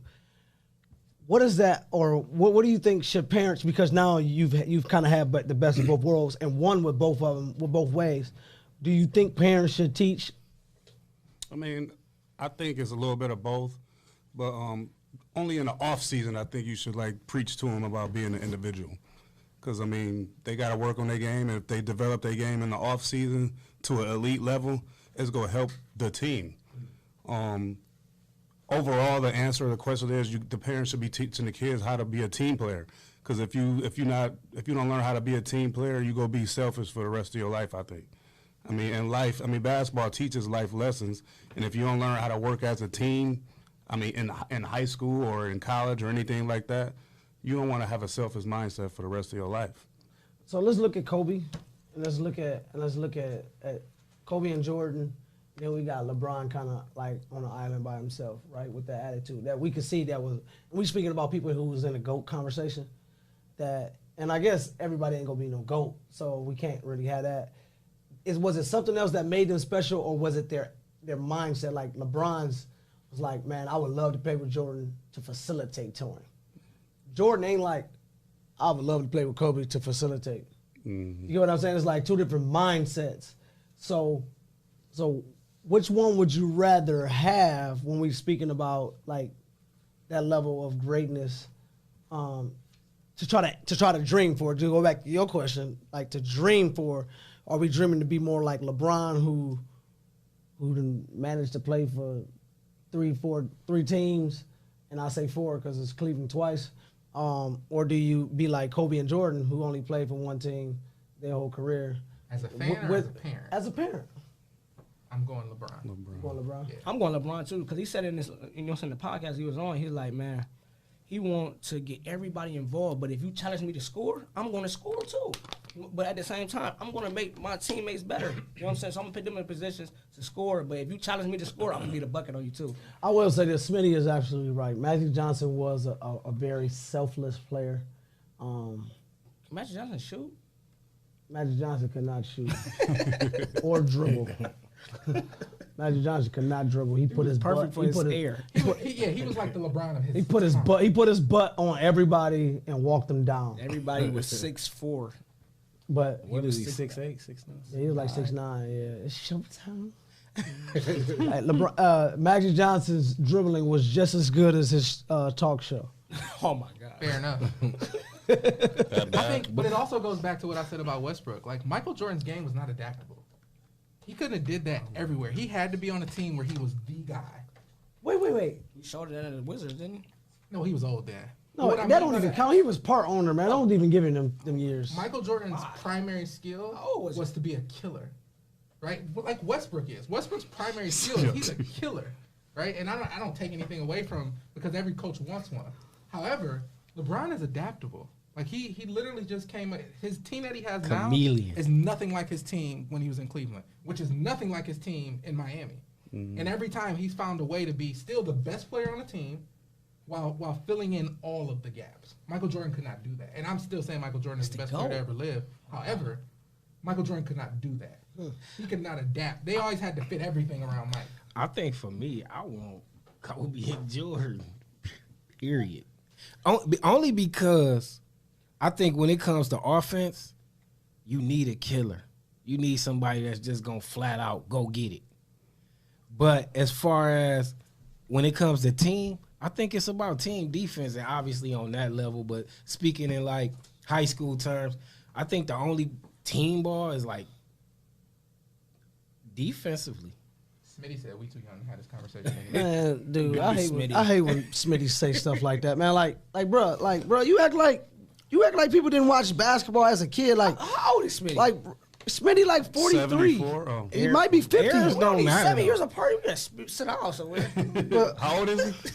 He like Basketball is No, basketball. Smitty graduated. Smitty Smitty graduated in like 92. So 1492 when Columbus. 1492 when or 1942. Columbus. But bro, like you can't say that we didn't watch Kobe and Jordan. I mean, I'm definitely watching Jordan at an early. I went to a Bulls. Right, we was in '95. I went to a 14, Bulls 15 in years Detroit old. game. I was bro. watching the Pistons and the Lakers and the Bulls and all that. I mean, build the bad boys.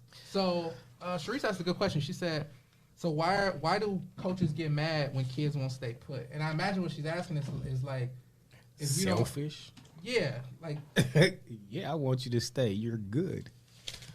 but should we allow kids who have me mindsets? Like, should we force that? And this might be a question for Matt, right? And we asked this last week. Like, if you got a killer in your gym right now, right, who like came in and was like, "Listen, I'm good for 25 a game," do you still make him run the 72 plays, or do you let him go for his 25 and the rest of your people go have to figure it out? I think when you ask that, I mean, it depends on who we playing. I mean, like, when you say he can go for 25, I don't mean he can go for 25 Monty every Bates single walks in your game. gym. It don't matter who you play. That's the number one player in the country. I mean, Right. of course, He's really not, though. The The junior the class. playbook will be. I mean, didn't be down by. You said 72. It would be down to 2. 49. Give Amani the ball, and when Amani out I the mean, game, that's do a what y'all do. Division 1, 6'8" Kevin Durant sniper. So I mean, that's an NBA first. yeah, round whatever. draft pick. So of course it'll change, but like his 25 a game is different from another kid who can get 25 a game. So let me ask you this though, like Imani Bates, he can't do that in college. Like that's why, and I always say Zai is a better WNBA player, and I've been saying this. Zai is a better WNBA player than she is a college player. So if she got to do her 3 years or 4 years at South Carolina, when she get to the NBA, she's going to be a more highlighted player. Why there. not? Because the structure of the game, like the structure of college basketball is really, really team oriented. Like you don't really see, like even the studs in college basketball, like really have to stick out like a sore thumb. Like if you just look at Calipari's team, all them guys went to the league, but ain't none of them averaged like 30 points a game. At the max, it was like 18, 20 point, like, and then everybody else was like 12, 10, 10, you know what I'm saying? So like, it's just the structure of college that makes you do that. Like, how much did Kyrie average? And he didn't even play that much. He played like 5 games. Yeah, I'm about to say he didn't even play that much. I'm about to say, so, what about, who else came for out of Duke, the other guard? I don't like Duke. I ain't gonna lie. They don't produce NBA players. Which one? Good NBA player. They don't produce. So that's Grayson why? Allen? Why? Who? No, it was a black guy. Right after Kyrie. Trey Jones? No. No, right after Kyrie or right before. But nonetheless, None. but you got Duke that don't produce great college NBA players, right? North Carolina in the past used to produce great NBA players. But it's just let's just do the numbers. I mean, it's only so many spots in the NBA. How many great players can it be? It's only a chosen few. It's only a chosen few. So if you got 2 great players on each team, what is it? 32 teams. So that's 64 players. That's 64 players in the whole world. In the whole world. That's great. I mean, so you can only, and it's only 48 minutes in a game. Yeah. So you can only be so great. It's about those chosen few. Like LeBron came into the league. We know he gonna be good for 18 to 20 years. He working on 20 right now. If he is the greatest for 20 years, who else has room to be great? He been great for 20 years, and then you got Other Kobe. people who've been great along with him, but Yeah, I mean not Kevin Durant don't get enough attention. Tim is the statistical guy. Because I'm Steph looking Curry at ain't it great. like Duke has actually Steph put out some Curry ain't hitters. great. They put out. Like I'm a was Duke fan. Yeah, I was So- like, dang, they got you got. They got a lot of guys in the league, but do they got But stars? like that's all that matters. Brandon Ingram, Kyrie, you got R.J. Barrett, you got. Ain't none of them stars but Kyrie. IG Barrett was Like a top name draft one pick. other guy on that roster Like that a with a shoe deal superstar? outside of Kyrie. Brandon Ingram just signed for like 100+ million. What who? 113. ASIC? Who did? Brandon I'm Ingram, talking about shoe deal. I'm talking about shoe deal. Just him and Zion. Zion. Zion had to though. He bust out And Zion and Kyrie didn't play college basketball. Zion They did. probably played about 18 games total. Don't matter. They played. Zion played a whole Jason season. Tatum went to Duke. No, I love Jason I Tatum. love Jason Tatum. No, that's one. But is he a Now, superstar? Did the Celtics have? catch. Oh, I know that's past. We passed that, you know. And then But Joe Mo, what you see That's right 'cause now? Joe, The what's hot, what's not. Like, what you got for us? For what's For one thing, Coach Mo is always hot. But what's not right now is. But what's all right. Yeah, you're right. But what's not right now is, you know, I'm gonna switch it up a little bit. Pittsburgh Steelers ain't undefeated no more. You know what I mean? Like, you know what I'm saying? The Pittsburgh Steelers fans is really mad, but you know what I'm saying? They lost to us. To who?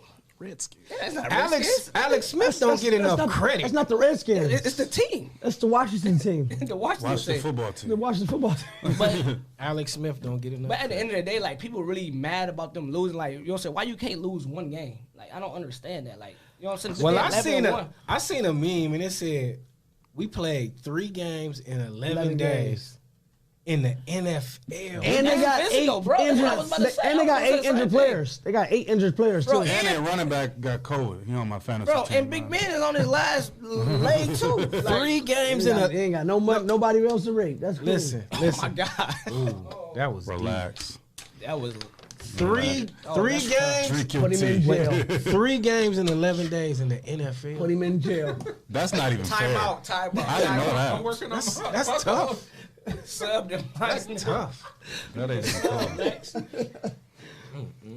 Oh, y'all done? Y'all ain't got nothing for me? No. It's time for the sub. It's halftime. I tried to ease over that. I tried to keep going. Man, I'm just saying, bro. Like, come on, man. Like, y'all give all this dude credit, bro. I don't like him at all. You know what I'm saying? Like, you just said he's on the last league. I'm not a fan. No. I ain't never seen. How about we give the credit to the man that's due, that has never, in 14 seasons, has never had a losing record? Mike Tomlin? Like Mike Tomlin. Like, actually, that it just surpassed, has the most wins in, actually. Steeler history? Well, he don't have more regular season wins, but he has more wins in Steeler history. Everybody thought he was only gonna be there for 5 years. That's his first He is great. That was great. Who was absolutely broken Great. that black man can't coach. Oh yeah, for Right, like sure. As we continue to have that Well, I think And I put at that Pittsburgh, back they in don't my- pay nobody. If my memory served me, he like kind of stumbled it. Like he went to interview, and they was like just blown away. When he first interviewed, if my memory, that was a long time ago. But it was a few. I mean, that was Bill Cowher was coming off, and the Steelers have been known to like stick with their coach through thick and thin, and don't pay people. no matter what. That's fine. They win, and I don't even like the Steelers. They win. Bro, I hate the Steelers. Like you'll see me rocking every NFL team Been a Steelers at all? besides the Steelers, bro. Like it ain't nothing I can do I until they definitely get rocking the Cordell Steelers. Stewart back at quarterback. Slash. Or they better get my boy. What's my light skinned boy name that ended up being a quarterbacks coach? He ended up went to Light-skinned he went to brother. Lions. Charlie Batch, man. They tried. You know, They yeah, tried. but yeah, He might be still coaching on the staff there. but shout out. But look though, now the Steelers may not even win their division, bro.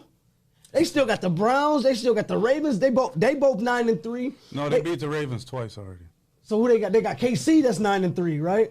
They didn't play. They play the Browns. They don't play. Who else they KC. play? Who They they- play the Bills, who's 9. The Bills is 9-3. They got who else? They got They play the Bills, the Browns. the only game they may win is what, the Colts. I think They play the Colts. Yeah, I think the They- only that's not a walk. That's not a I said cakewalk. that might be the only one they may be able to win. So they can possibly So lose it's, out. what is at it? this 4 point. more games. They got the Bengals, Bills, Browns, and Colts. 4 more. So they can lose 3 of them. They ain't losing to no Bengals. Not at Oh, all. that's the one. So the worst they'll be is 12-4. It's not bad. And they ain't losing to the Browns either. So 13-3. Who is that? The I'm Steelers. calling it right now. 14-2. Browns going to Super I'm Bowl? calling it right now. They going to Super Bowl? I'm calling it right. Oh, you Where they at? tripping. At home. At home. The big B's are at home. So I take Jesse Bell's cookies. No, matter of fact, that's going to Tim, man. Yeah, I messed that up. I dropped the ball, yeah. Yeah, man. Until then. Sub him out. But listen though, so we gonna stay on this topic of winning though, and I want to talk to you about we got a lot going on in the world, right? And hopefully I don't lose viewers on this because I need y'all to be attentive on this. Like, so we got a lot of these young athletes, and it's pertaining to athletes, but we're talking about youth athletes. But we got so many different things that's going on in our communities. We got poverty, we got obesity. We got underage drinking. We got underage smoking. We got homelessness. Like, what are these things that you one of those things? What do you think are one of the things that we should like tackle to get a small win in our community? Because, man, I remember coaching a game. It was a soccer game I was coaching. I had to send like 4 girls home because they showed up. It was like a half a day or something like that, and they showed up high. You know what I'm saying? Now, in 5 years, weed will be probably legal in the whole country. But what do you think is one of the things that we probably should tackle, you know, from this area? I mean, you bring it up, and I mean, I'm biased. I mean, I've never smoked weed in my life, but that's one of my biggest pet peeve when dealing and seeing kids. I mean, seeing kids even 13, 14, 15, 16, 17 on Facebook Live or walking down the street and even driving down the street, smoking weed is a big pet. I don't know how. And then your question is how do we tackle it? I can't even answer that. I don't know how we. Which one should we begin to tackle to try to win in the community? I mean that's one of them because me personally, when I look at a lot of the kids that's doing that, some of them are athletes that should be playing who's not. Some of them used to be decent students and now grades are declining. I mean, it's not for everybody because, I mean, I hate to say it, there is some kids who I know smoke that does have a decent career or is doing well and do have decent grades. But overall, I mean, I think it's affecting a lot of kids. And then, I mean, it's a lot of the parents who's honestly letting them do it. So when I say we, I'm talking about everybody. I'm talking about everybody who has the conversation. I'm talking about all of us. Like parents, coaches, administrators, everybody has to do a point. But what I'm saying is, it's so grand. All these things that I've laid, like you can look at your players, and like many of them don't even have 6-packs. Like my 6-pack was better than probably I would say 80% of my football team. You know what I'm saying? So skinny. No, I ain't no skinny, bro. Like my 6-pack is legit, bro. It through the shirts, bro. You know what I'm saying? Relax. Oh my God, he's stretching for you. We don't want to see that. He's still stretching. You know what I'm saying? But what I'm saying is this though. Shout out to Panache anyway. Good quality material, man. Cheat code behind her. It costs a lot. But we got obesity, right? We got homelessness. We got a lot of kids that they don't even have a bed to lay in. When I mean by homeless, I ain't saying like they ain't got no house living, but they from house to house. You got underage drinking where kids are doing kickbacks at hotels and they just getting drunk and stuff. So on lean at that. Go ahead. But you know what I'm saying? My thing is about it is it's just like this been going on for generation after generation. Like drugs, people have been doing weed since the 80s. People have been doing cocaine before in high school. They've been doing all this. You know, so the biggest problem is social media. You know, he said cocaine, so that means he coach at a different. Pills. Cocaine. When he said cocaine, our guys don't get a hold of that stuff. Listen, in the 70s, you know he's not talking about. Listen, bro. No, bro. We not getting our nose dirty. In the 70s, how you know it? How you do it? How you use it? No. You know what I'm saying? So in the 70s and 80s, like eyes, not their nostrils. So in the 70s and 80s, cocaine was like weed is now. Free base. Really? You know what I mean? It was. So at the end of the day, it's just social media that's you know what I'm saying, that's killing the kids anyway. But I honestly think it shouldn't be mandatory, but it should be that we should be able to do random drug tests on high school students. You know what? Well, I'm glad you said that. Then we won't have a team. No, it doesn't matter though. Because I think in my second year or maybe my first year, right, I had so many kids on my team that smoke weed. And I went to the district's athletic director and I said, we need to mandate. I said, Springfield does it. A couple other school districts. All Savannah schools do it. Savannah, they do it. They mandate drug tests. At least one. If you fail it, you have to do, it'll be a treatment. A step, right? So he told me, he said, listen, if you can get 80% of the coaches to say yes, because he was like, I'm for sure 1 or 2 going to say no, right? Why? That's selfish. But no, the AD was saying, like, you ain't got to get all of them to be able to just get 80%. To say, yes, I'll do it on the spot of a dime. I called coaches, and the first thing coaches were saying, there was only one boys coach that said yes. Mind you that. That's tough. And all of them, their only reason why is we won't have a team. Was I coaching? Yes, you were coaching. You said no, man. We became a head coach at the same time. So I must have been the one to say yeah. You were the only coach that said yes. Wow. about to say, I know I ain't saying no. Even an old school guy like Joe Guerrero, who I thought would have, I'd been like, he was like, man, I would lose practically my whole team. And for me, that was so hurtful. I was crushed at the fact, you know what I'm saying? And there was another coach who I won't mention who was like, nah, man, this. And I'm like, dog, I was blown away. Because I thought I would at least I probably would have had to sway one, but I found myself swaying 5. Nobody was on your team. 5. It's impossible, out of 12 guys to try to sway 9 of them. You know what I'm saying? Like that's hard. But to answer your question, for me it'd be poverty. Poverty? Right, everything on that list falls under the poverty umbrella. Right, you fix people's money problem and their how money shapes them and how much money they do or don't have. Obesity starts not to become an issue because most of our communities are food deserts. Ain't nothing over there. Like I grew up on the north. We used to have a Kroger's over there. Now it ain't nothing. You can't even get groceries on the north. It's not. But I'm glad you said that, Tim, because it's not even a large food chain grocery store in the city of Toledo, in the central city of Toledo. Gotta go so west. Within a 3 miles radius, it's not a large chain grocery store.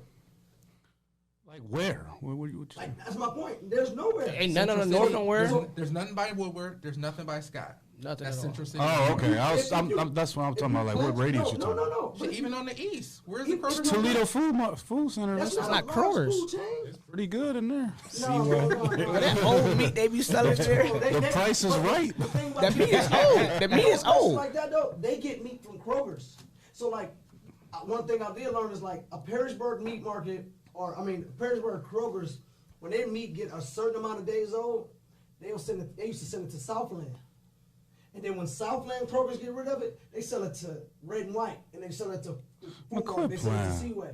So save a lot. So when you see a lot of people like, no, I don't buy my meat from there, because it's actually been refrozen and not, I ain't gonna say repackaged, and shipped shipped again. It gotta be repackaged because they changed the label, the price.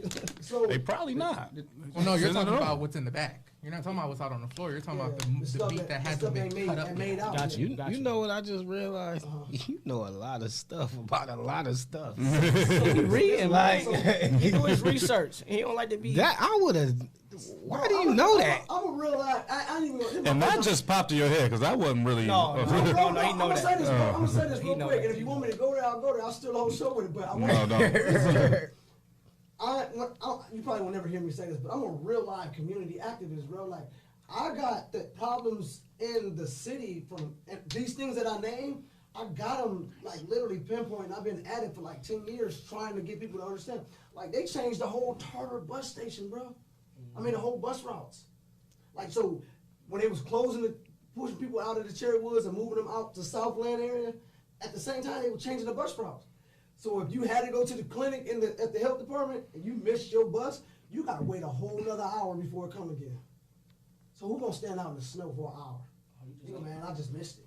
Well, that's the gentrification process, right? That's exactly literally the gentrification process. But everything falls under the poverty umbrella, right? So what you say, you got obesity, smoking, underage drinking, poverty, transportation, and homelessness, right? Like, and the first thing people say is, well, like they do drugs and they drink out in Sylvania, out in Perrysburg, and that's true, but it's different.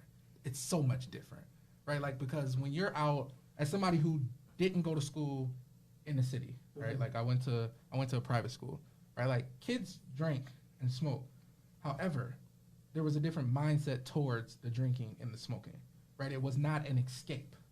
It was more like a social, like, hey, we're gonna do this to have fun, but we all tonight know you just gave me chills. We getting blasted. You just gave me chills because that's it. That's exactly. It was not an kids escape. Are trying to escape. It's a social party thing. It's kind of how adults do it. Like we're gonna do this tonight, but we all gonna be at school in the morning. Whereas in schools like the ones that we went to, people are doing this to escape. Yeah. Like this so is that's how the they same can get reason away why from they the don't deep. blast. That's pretty good.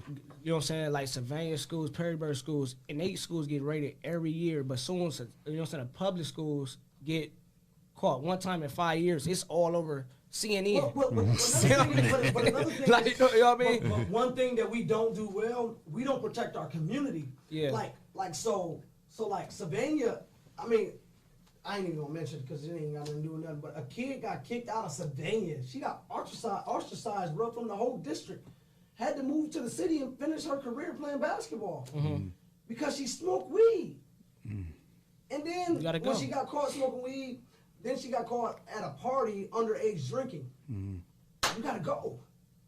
Now, it's a public school, right? But not that she had to go, like, you can't come here no more, but it's more like, you're no longer going to be able to represent Absolutely, us. there it is. You And know we what I'm don't do saying? that. And it goes back to what So you now said you about gotta go. it goes back to what you said about when you call coaches and be like, hey, like, can we drug test the kids? And everybody like, and listen, just let them. But that's the message, right? Just let them do what they do, man. They still playing, like they still coming to school. We don't protect our community. We'll let the people who are doing bad run it down. Hold on, Smitty says, so Tim, so kids that drink that got money don't drink to escape from other issues.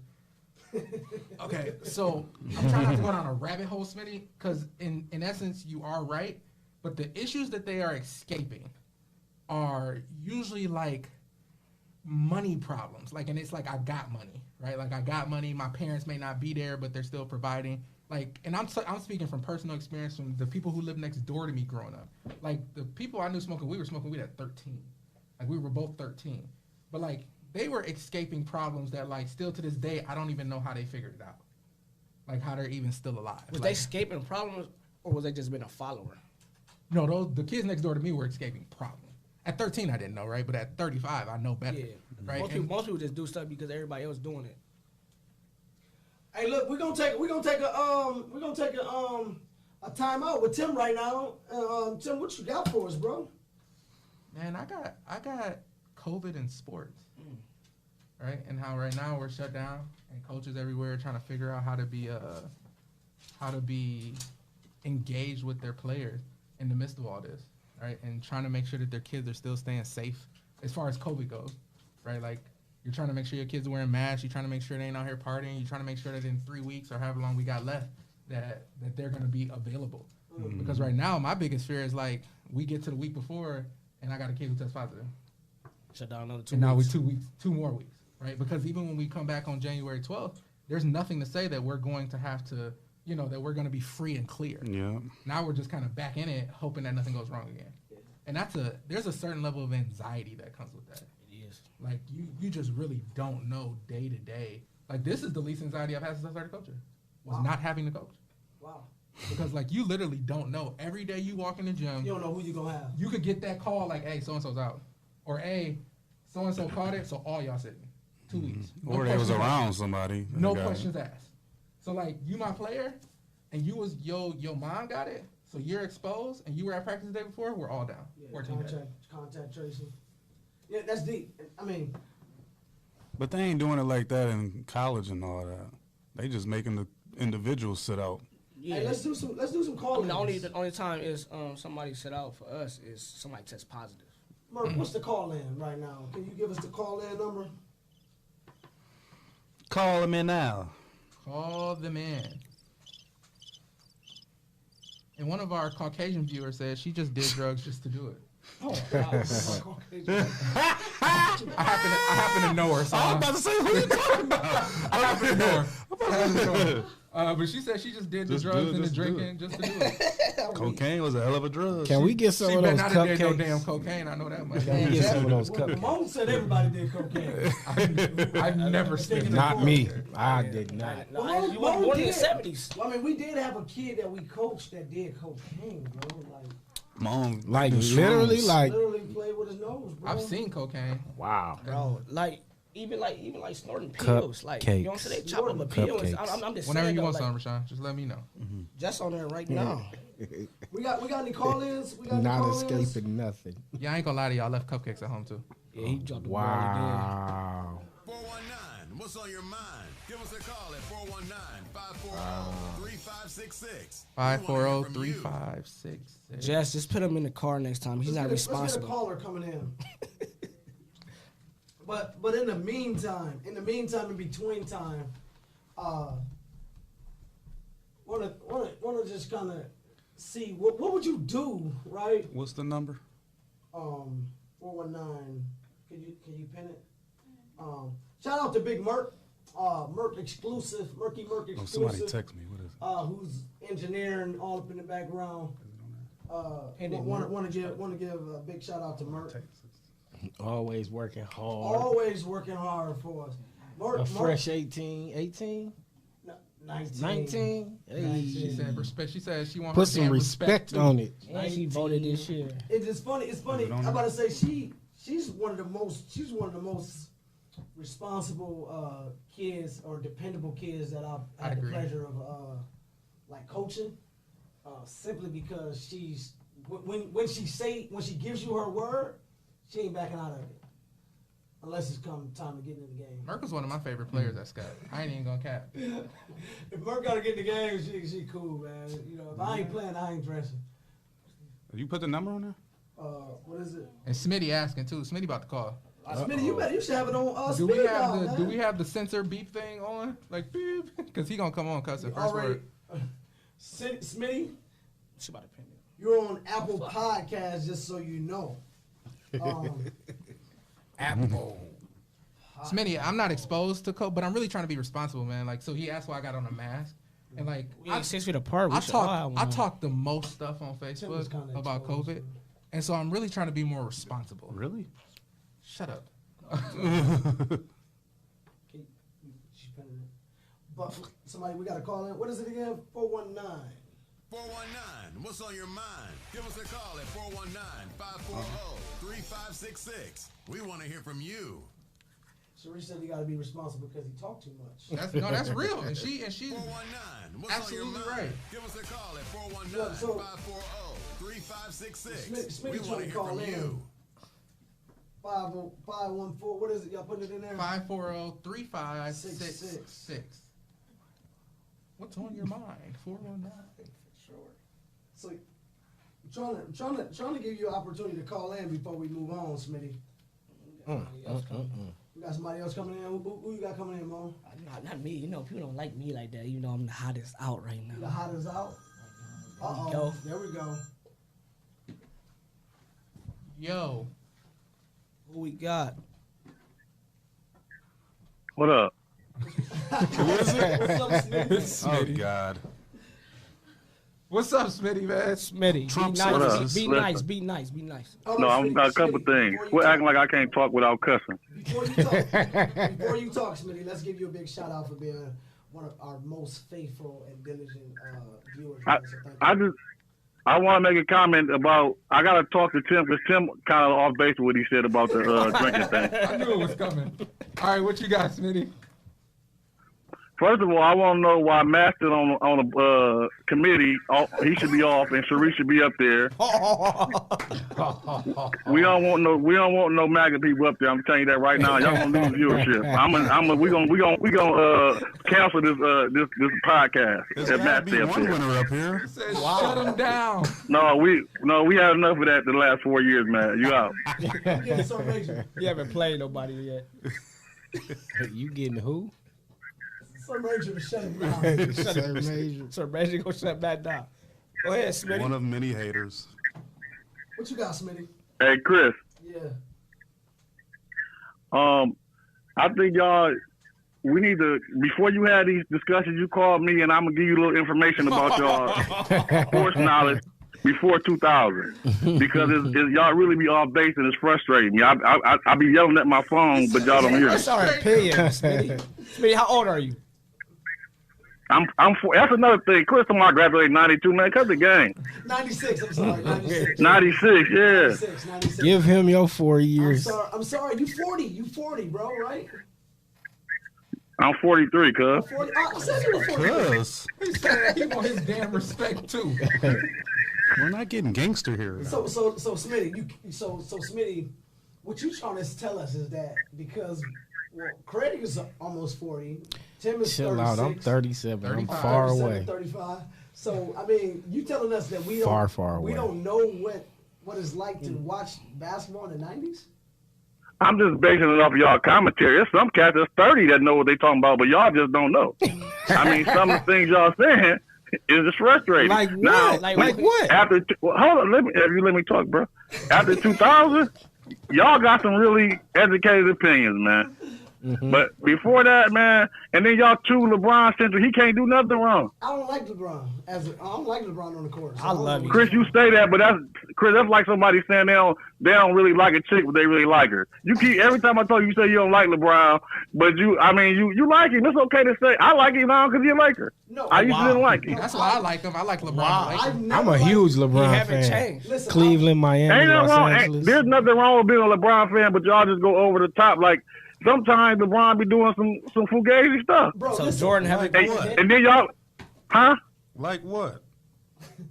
Like when the way he talk about Kyrie. Oh yeah, I tell that kid, man, what grown man want to keep on getting called a kid? That's how I disrespect That's you. LeBron with that passive I aggressiveness. respect you for that. He's a kid. But to I me. like that because Me Kyrie too. started that, right? Yeah. So Right. you throw a shot, I'm gonna throw a shot. Okay. He's a So kid. two wrong nigga right there. Absolutely. And my thing is that's and that's Two cool, niggas but make a just positive, baby. just call it out when he do it. When somebody do it to LeBron, it's a felony. When he do it to people, he just doing what he should be doing. But I will say The man- this, I don't like him on the court. But I grew to like LeBron as an individual. I mean, like he's one of the few people that's actually saying stuff that nobody. He's phenomenal off the court. He's phenomenal on and off the court. I'm not saying that. Even when he wasn't a Laker, I thought off the court, the way he talked about social issues and gave his time and money and his platform is great. I'm not knocking that. So why you don't like him? I'm just saying though, huh? Why you don't like him? What is it now? I like him now because he's a Laker. Man, you I didn't like him before because he never did nothing wrong in his fans' eyes. I never seen nothing like it. I don't like the girl now. She ain't waiting. Remember No, when he I bumped think- Spoelstra and they was blaming Spoelstra? You remember that? I think a lot of times that LeBron gets so much hate that his fans do. have no choice but to praise him. You have See, to that's what I'm praise saying. him because, but you have There we to. go. don't even make sense. I almost got cut, you. but I caught myself. You Good job, gotta Smitty. you gotta Good job. back him. That's just like if somebody was talking about, okay, say you coaching and they talking about your best player. All you gonna do is throw out the attributes that support that he's the best. No, but listen, when But I'm also gonna hold my best player accountable for when he do stuff that ain't Yeah, right. bruh. behind closed That's what I'm doors. saying. Nah, bro, listen, when that documentary So you came out Bruce on Jordan, Arians. You no, Bruce Arians. You gonna be the guy that go up on the No, I'm a after the- championship coach. You gonna bruh. be the know, guy. Bruce Arians never won that. You gonna be the guy Wrong. that your Hall of Fame quarterback going to he go up there, he have a bad game, and you go up there like he was awful. Chip He Kelly, sucks. Chip Kelly did it all the Oh, time. I know that's I what ain't I'm saying saying. that. That's why Chip I'm Kelly- just saying, if Tom Brady went out there and did something crazy, We talking like wore a fourth Trump round hat or draft something, I would call him out. Bruce I Harris. don't. I mean, it ain't talking about just playing bad. I ain't talking about when Brian play bad. I'm talking about when he do stuff that y'all know ain't right. He's human. Y'all act like y'all make okay. That's what I'm saying. That's my point.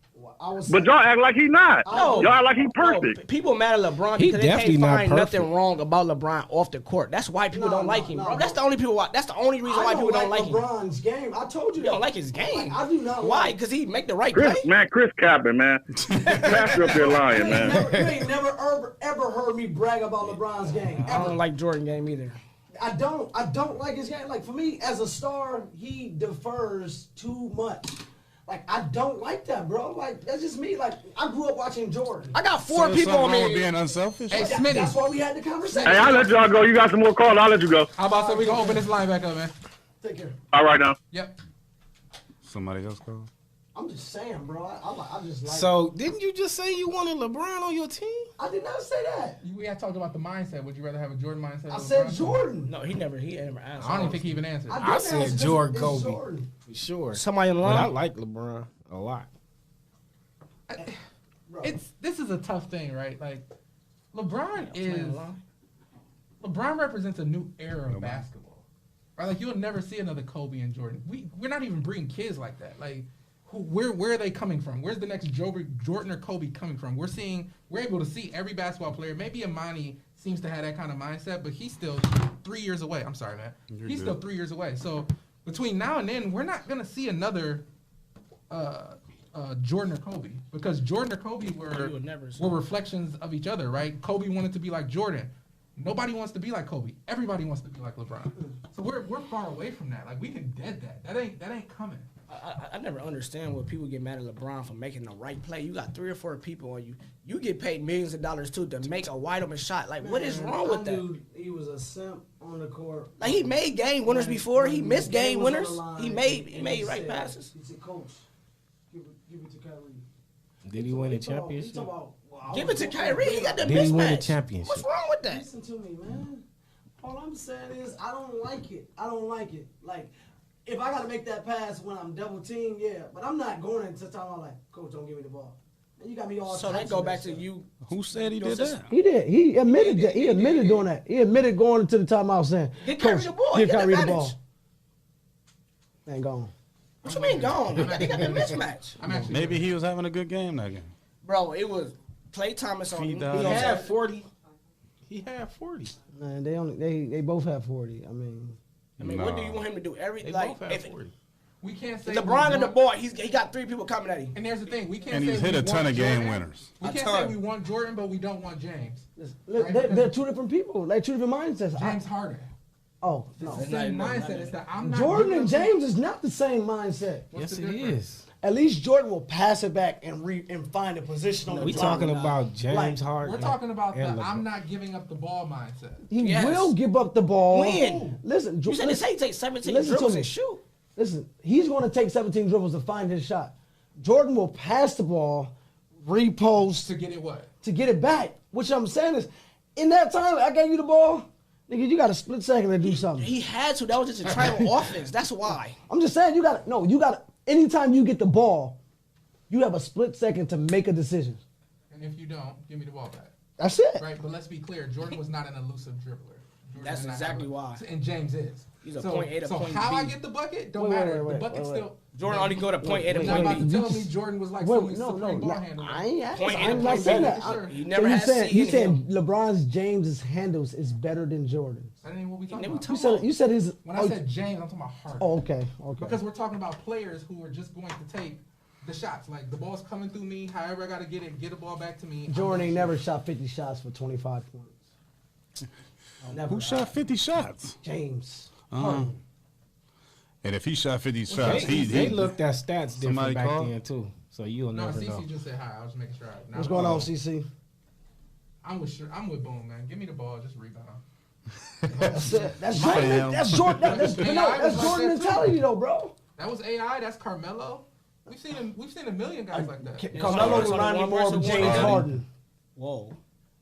James, he would keep the ball, dribble, pound, walk down. And pound, Kobe pound, Bryant pound. said talking about Melo Hall of is the Famers. hardest person to guard in the league. We talking about all Hall of Famers. All Hall of Famers. Great. I don't know what's the Well, point. I'm gonna say I was all JV. Who so I compared can't- Harden and Jordan? We I all did. talking about Hall I of talked about the Famers. mentality. Oh. The ball's going through me. yeah. I'm taking 40 shots. a game is 40 I'm not a game. passing at the end. Damn, how you Great You talk about- Gotti. No, he's not comparing. he's appalled He's not at you. comparing. He's basically saying they're the Great same. Gotti. And great call in, man. You be And I'm not you be having comparing stuff. skill sets. I'm not comparing ability. I'm comparing mindset. Right? The idea that I want the ball all the time. Jordan was not like some selfless player. Let's be very clear. I gotta get this on the in, button. Greg. I gotta get this on the button. Are you smoking dope? Like that Jordan and James Harden has the same mindset. As far as wanting the ball in their Scoring, hands? yes. As far as wanting the ball in their hands, you're saying Yes. it's not. Yes. I'm just talking mindset. You just like Jordan wanted. We talking about wanting Jordan the wanted the ball. ball in his hand for one reason: What was that? to win. James Harden just wants the ball in his hand. You don't just think to James score. Harden want to win? He don't care. Crazy. What is you smoking? He don't Crazy. care. Crazy. Man, You don't think he want I to win? don't think James Harden care to win. Man. I don't. I don't. It don't. He don't play. You cannot be a Hall of Famer and don't want to win. James Harden. Why do you think he wants out of What? Chris with them James Harden kids' is the mom was first talking about is ballot doing Hall of cocaine. No, that's. I wasn't gonna say it, but you might be on them. That was the interview. I don't think James Harden wants to win as bad, like as a Jordan wanted to win. What's the difference? The mentality, nigga. I don't see it. Call at. That's it. No, Start over, Chris. James Harden is a first ballot Hall of Famer. He wants to win a championship. That's James why Harden he is- Solidify himself. James Harden is the Charles Barkley of his He era. wants out of Houston so he can win. He gonna win the 7-inning game. Man, he's following Not- the never- trend. he's It's never a winning. trend. It's a trend right now. Now Get he traded. following the trend. He Get either want to traded. win or follow a trend. Which one is it? It's just a trend to get Right. traded so you can say you play with better players. Like these guys don't care about winning, man. They making all this money, man. They making That's damn why near they want $58 out. million a year. But no, that's not why they want out, bro. Like these dudes are trying to maximize contracts. He turned and trying to down be in the $50 million because he went out of there so he could win. Listen, not because he want to million. win. So, all right, so it's one thing. All right, so it's one thing to say I want to go play with somebody to win. I mean, I want to leave to win. But when you're in the game, you don't play to win. You don't play to win, man. He does. He plays the If best. you want to win, you got to play D, and I disagree with that too, because Steph Curry ain't playing none. Steph Curry do play defense. Oh, wait, hold on. Harden a What? better defender than Curry? Let me be clear with what I'm saying. Yes. Dude, we thought James Harden don't play any defense. No, that's not true. He's developed as a defender He over takes last plays year. off. Steph overachieved. Man, if you say any, why would we say anybody is a Hall of Famer at this point? And when he got to be a Hall of Famer because how many LeBron points he takes scored. plays off. Man, that's what I'm saying. I'm talking about Jordan. Jordan, you can't never say you seen Jordan take a play off. era. I don't care about no error. I don't care about no error. Take plays off. I don't take games off. That's why I go with Jordan, Now bro. you sound like Smitty. Took You know plays off, why? bro. Because LeBron, every one of his games is televised. You couldn't find every single Jordan game on TV. And Pippen hold the best player. Jordan didn't. Wait, Jordan did? Jordan got rocked by who? By who? Yeah, Because he's the best player. No, that All right. was just that possession. Let me be very clear about a couple things, though. One, Jordan, He I said this just not earlier, good. Jordan is the greatest player to ever play basketball. However, He's and the this greatest goes back to scorer. what I said. He's the greatest player. 9-time all defense. Let's not get disrespectful. They gave How many times LeBron has made all defense? How many times he got robbed? How many times James Harden's made? Wait, once, only once. I'll give you one. But how many He got times has robbed. James Harden been on an all defensive team? It's Team. it's two parts to basketball: offense and defense. Oh, is that what you're saying? And that's why I'm saying why are we even comparing them between He's a first between ballot Hall of Famer, hands down. He averaged 40 a game. LeBron 5 times for first team all D. how many times Harden has been on a first team all D or second team? Now let me go back. Though. Never. Let me go back. We can't Hall of always Famer. say that the only way you are great is if you act like Jordan. That's No, trash. no, it ain't no. But no, you say this word a lot. Why is Jordan the the great? prototype? The prototype. Jordan literally is the prototype of an all-around basketball player, bro. He quit though. And then came back and won again. It's boring. He quit. He had a gambling problem. And to clarify, and I ain't saying that all You of had a them nationally gambling problem. televised. Go But what watch. I am saying is that in the 2020, you can find every single solitary game. You can subscribe to watch his game. You got video of every single possession. So you can't say like Jordan didn't take plays off because I'm sure he He did. didn't. Oh my God. You can't tell me that. man. He loved the Bulls and Jordan. His mentality wouldn't let him do it, bro. How you know? Bro, Hey, who did he steal the ball from? Karl Malone on the baseline right there, right? who did he get picked LeBron would have from? been already down at the other end of the court, man. James Harden would have been on the other side of the court scratching his head You because know he missed the shot. why? Make Because the he pass. wants to play when he's 40 So I got a question. and I got a not question. broke down like Kobe at 34. I'm looking at some 35. AI stats. Tell Doran, yeah. Would AI be one of those killers who had that same kind of mentality Yes. as Jordan? Yes. Just a consensus, yes or no? I would say yeah. I would say it ain't up there, but yes. Because the man ain't have one All NBA defense. I would say I say it's up there, but not. Yeah, But scoring that's why I titles, said though, right? that because Your scoring titles though. Like Jordan, right? Who better? James Harden or AI? AI. I'm taking AI all day long. Why? Because it's I'm just asking. I ain't it's saying who grit. I'm picking. Because it's grit. Bro, I'm a gritty dog, bro. Like that's what I want the guy who gonna do everything, bro. Like just do it all. Like LeBron don't do everything. and not because you ain't willing. Like Sharice said, like Curry plays defense. He's not that good at it. Like I want you to be able to say that I am doing it. Like this dude literally will turn his back on a drive because he don't want to play help side defense. Like I ain't never seen a player in the NBA ever do that, bro. Ever Yeah, besides the Harden. coaches, though. Hey, Daryl Dorn, what's your question, man? You can either call in or you Call- can type it in. man, call in. Drew, too. They said, but he quit. That's Moan talk about, but he quit, man.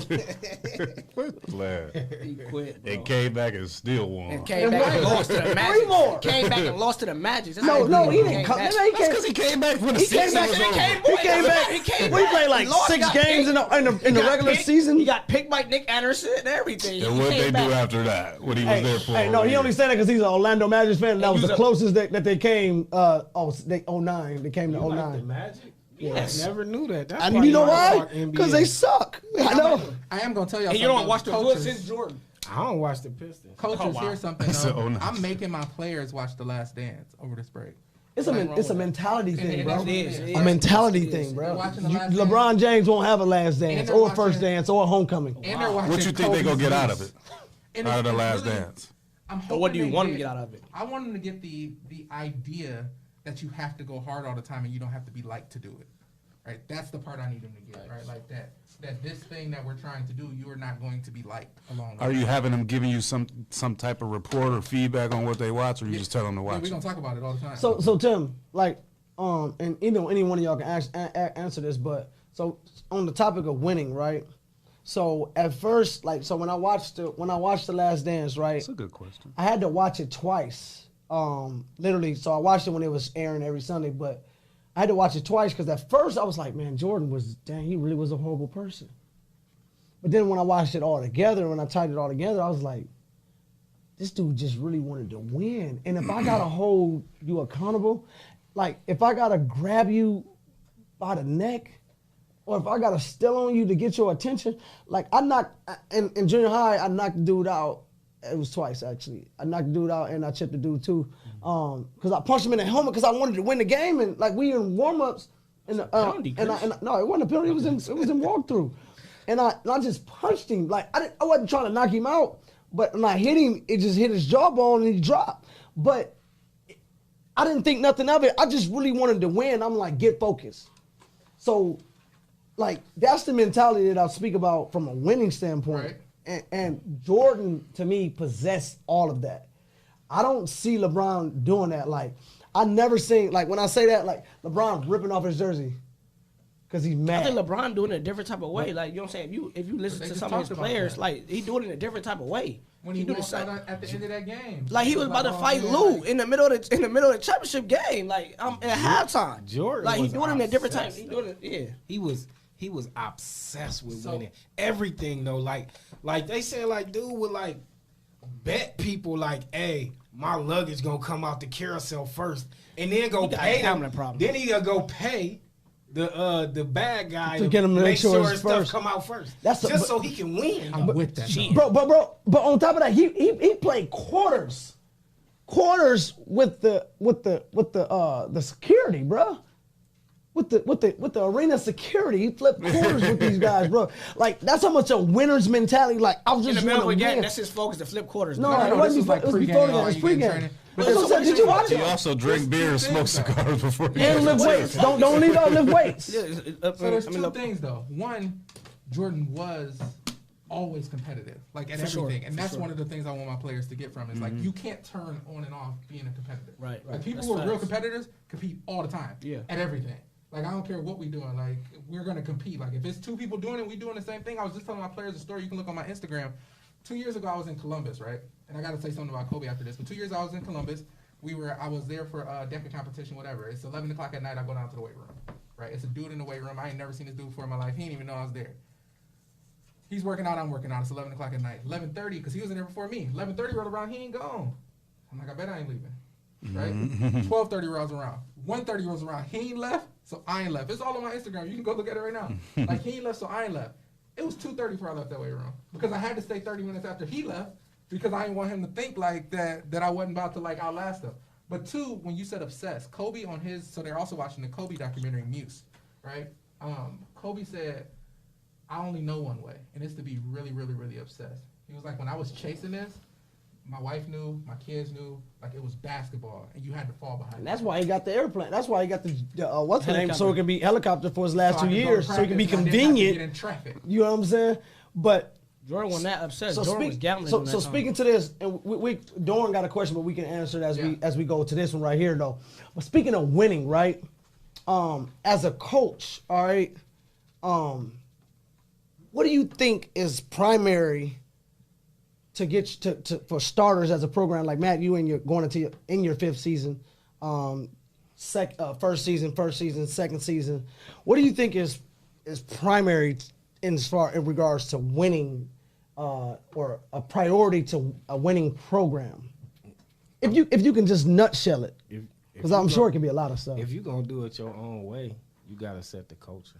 You gotta set the groundwork. I mean, whatever that is, defense, discipline, offensive mindset. However you want to go about building your program, you have to set that groundwork immediately and pour into the underclassmen. Yeah. Pour into them, because that's What does that look like though? When you say pour into, if you can speak on that. When I say pour into them, I mean like be accessible, let them be involved, understand that obviously you got other kids in your program, but kind of build that and start young, build that mindset of, hey, it's about defense, it's about grades, it's about this. Because a lot of times you get kids, if you coming into a program with that's kind of got a losing culture, it's going to be things that was done before you that you just don't agree you gotta with. deal with, yeah. And the kids, especially the seniors, have been dealing with it for 3-4 years. It's hard to break that. Yeah. Which it can In be 4 broken months, in 4 months. Or a couple less. weeks at this point now. You know, it can be broken, and they can have confidence. You can instill that in them, and they can be confident in what you have, your capabilities, and the relationship that you build, however you build them. But I think dealing with the freshmen and sophomore, really pouring into them, showing them work ethic, showing them, hey, you need to be in the gym. You know, it's more than just the season, it's the off season. You need to play other sports. You need to be involved in school and things of that nature. I think it's just super important. Just building that culture, whatever it looks like for you. What you think, Matt? You said first year? First year. Or you can even speak now.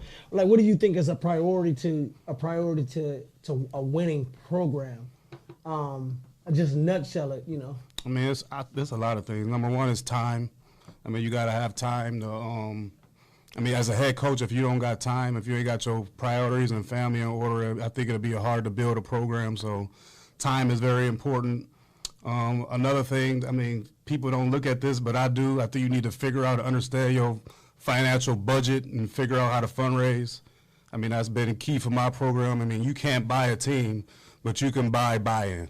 Mm-hmm. And I think that's helping me because being able to, I mean, I'm not saying you like buy in, but like we've been able, like through like the summer, since we've been able to afford to go a lot of different places. Yeah.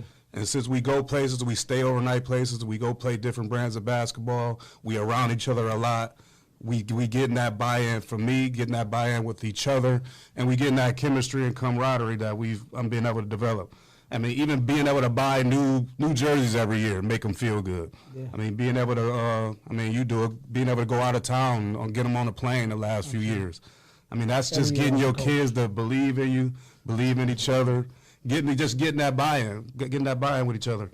I mean, another thing is a lot of people come straight in and try to put their system in, like with the offensive defense. I mean, I think the system you need to first put in is learning the system of your players. Yeah. I mean, because all our kids come from different systems, different type of systems. So don't be the one to come out like a drill sergeant and want to just bang in and, throw on your offense and defense and just be over the top with it. Be over the top with it. I mean, you gotta learn your kids. I mean, I used to, especially, even at Wade and when I became a head coach, I take them out to eat one-on-one.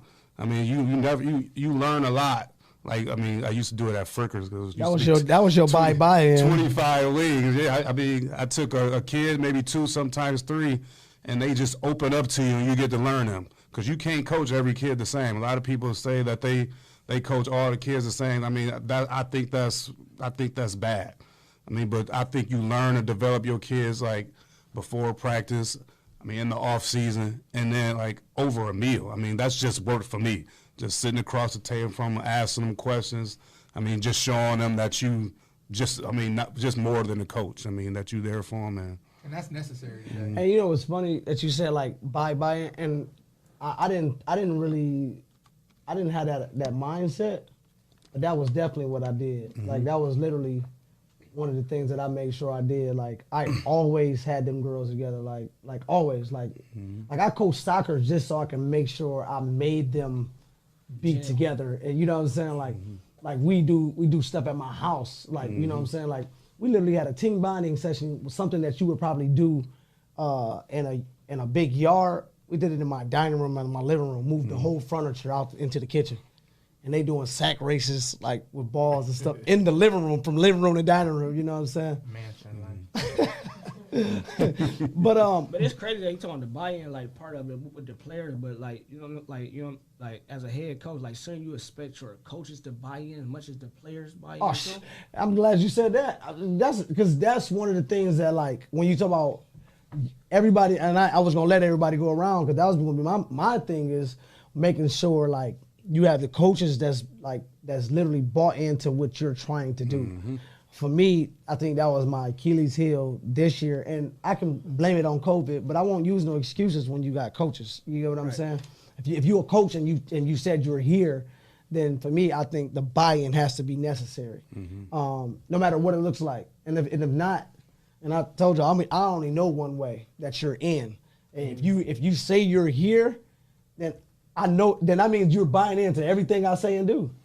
If you hadn't had a conversation with me, I'm not gonna suspect that you are thinking anything different.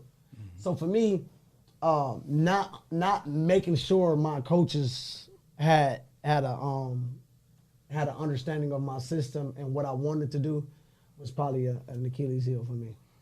And why do you think that was? Why didn't they?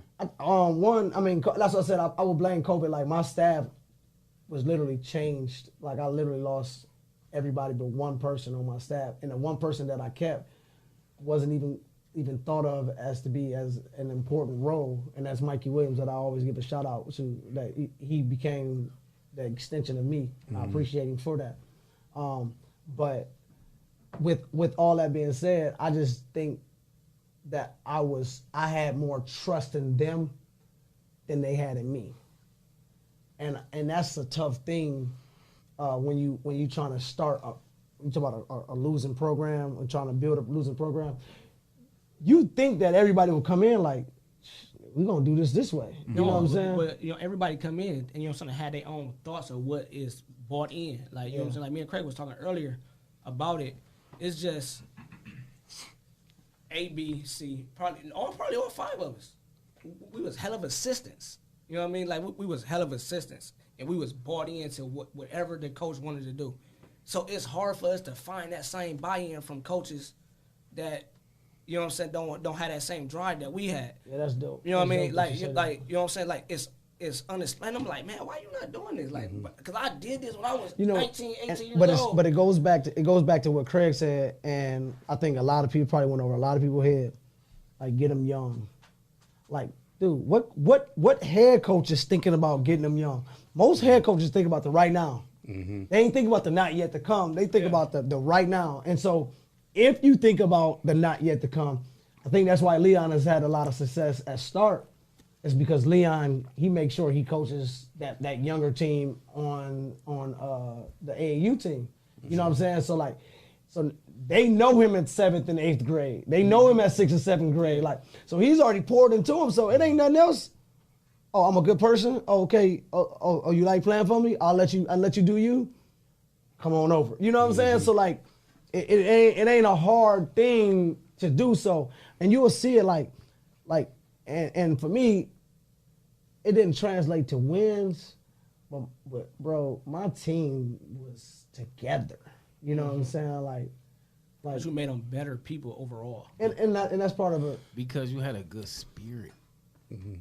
Like a lot of these people just don't have good spirits. Like they don't have their best interests at heart. Yeah. Like you go in with a plan and execute the plan. Yeah. And everybody's not about that because when you get with these coaches and these other assistants and they come in like, I'm not here to execute his plan. I'm here to execute my job, And and might be that's the check. And when you here to execute your plan and not my plan, you don't have a good spirit. yeah. Your spirit is off. If you're not backing me 100%, if I call you and say, hey, I need this, and if by 10 o'clock you ain't gave it to me, You ain't in. Bro. So you that's off a little bit. And that ain't to say that, because sometimes as an assistant, I done got chewed out in the middle of a game. you should though. You At should. start, look, we got chewed out at start. We was losing. Both of us. I'm at the scores table eating Skittles. I love candy, by the way. I'm eating Skittles. And our team, they got a whack warm up. Travis came over. He was like, hey, man, come here. Let me holler at y'all. He said, that's why the FR team look like how it look. Because y'all mother over here looking like eating Skittles. And I said, you know what? You're right. You're right, bro. Let me get to it. You know what I'm saying? But sometimes you need that. You know, you have to. And as assistants, if any assistant is watching, like, dude, if you can't be checked as an assistant, bro, you're not a good assistant. Man, every head coach I've Let been me coached say under, something. I used to be like, man, give it to me. And so I'm a first year head coach, right? And I got Bud Davis with me, who's, me and Bud have been friends for 10 years, right? And that's probably been the greatest part of coaching right now. It's Bud, it's Laura Carr, who was amazing in her time, right? And it's Nikki McCoy, who was absolutely amazing in her time. So these are all people who played more high school basketball than I have, right? But they all take everything I say and they execute it, right? I don't have to argue basketball, like in games, everybody has their job. And I will say that's probably the one thing that I've done well, especially first year, is I've delegated everything. I'm not I'm not trying to do it all for the sake of doing it all. Not me. Right? But you gotta have that spirit though. But it goes back to that spirit though, right? But it goes back to the spirit, because if you know they ain't got the spirit to do it, like you'll ask once, I'll just be like, hey, we're gonna leave these jerseys out here, see if anybody get it. Coach, what we doing with the jerseys? Oh man, I gotta throw them in my trunk, man. All right. Anybody like, hey, you want me to get them? Man, I seen you wash them a couple. Man, I got them. Or hey, coach, here goes some soap. You know what I'm saying? Like, hey, coach, when you wash them, hey, I'll fold them, or whatever the case may be. Like, those are things that no brainers that I did as an assistant. Like, I'm like, why is the head coach? But you know why? Because you wanted to win, bro. That's all it was. You knew that he needed the game plan, bro. He don't need to be worried about washing jerseys. That's it, bro. That's all I was saying. Like, why he standing here washing? That was my main goal, bro, at St. Francis, bro. Wash jerseys. No. You did that good, bro. Yeah, I did. Your coach only had to worry about. Yes, to make sure Travis ain't got to worry about nothing. And whatever you ask, it was done. He be like, man, this and this. But I'm gonna tell you, it goes back to one thing. Like, oh, bro. It goes back to one thing that Craig said. Structure. Spirit. Your spirit. Like, what is your spirit? And I tell Lexi that all the time. I'm like, dude, it can be good people with bad spirits. Like you can literally be a good person with a bad spirit. And you don't even know you have a bad spirit. And I tell that, but because people think because they in leadership, coaching, they think because I'm a good person that all my intentions are good. No. Like, people are driven by money. Like, I'm repping with people that's like, I'm just trying to get to the bag. I'm just trying to rep. And I'm like, bro, I don't know what you're talking about, because I want to be the best ref. Because I do know what, if I be the best ref, I ain't got to worry about the bag. The bag gonna come, right? So because my spirit is intact, right? So it's hard. Go ahead. But if that's what you want, let it be known. Yeah. Let it be known. So I know how to deal with you. So now I know, if I see your name on the game, he just trying to get to the bag. He ain't trying to be the best ref. I ain't reffing with him. Yeah. I'm not reffing with him. I'm not coaching with him. I'm not playing with him. Yeah. Hey, shout out to John. He say, know your role and execute. Hey, he coached the Bears, bro. For what, 15 years? Booba? Yeah, Booba probably been at it since he graduated high school. Bro. Never asked him nothing. He go out there, he coached the line, and he don't say nothing, no matter changing coaches, coaching staff, probably been through about four head coaches. That's good. And he just do what he's supposed to do. That's good. And show up he's there every day on time. All these things fall under something so when the original question is what is the thing you built? It's culture. concept, right? Like, what's the culture that you're building? For me, that was the first thing I focused on walking in the door. I talked to Bud. I talked to Laura. Just wait. Did this dude just cough? Who called? Craig. Chill out. I was like, why he back up? Hey, I'm double masked up, so I ain't even worried about it. But go ahead, Tim. I can't prepare for that. You talked to Laura. I'm sorry. I'm After sorry. 7 weeks, though. But like the first thing we talked about, and we kind of already on the same page, so it wasn't like a hard talk, was culture. Like, what is the culture we're trying to build?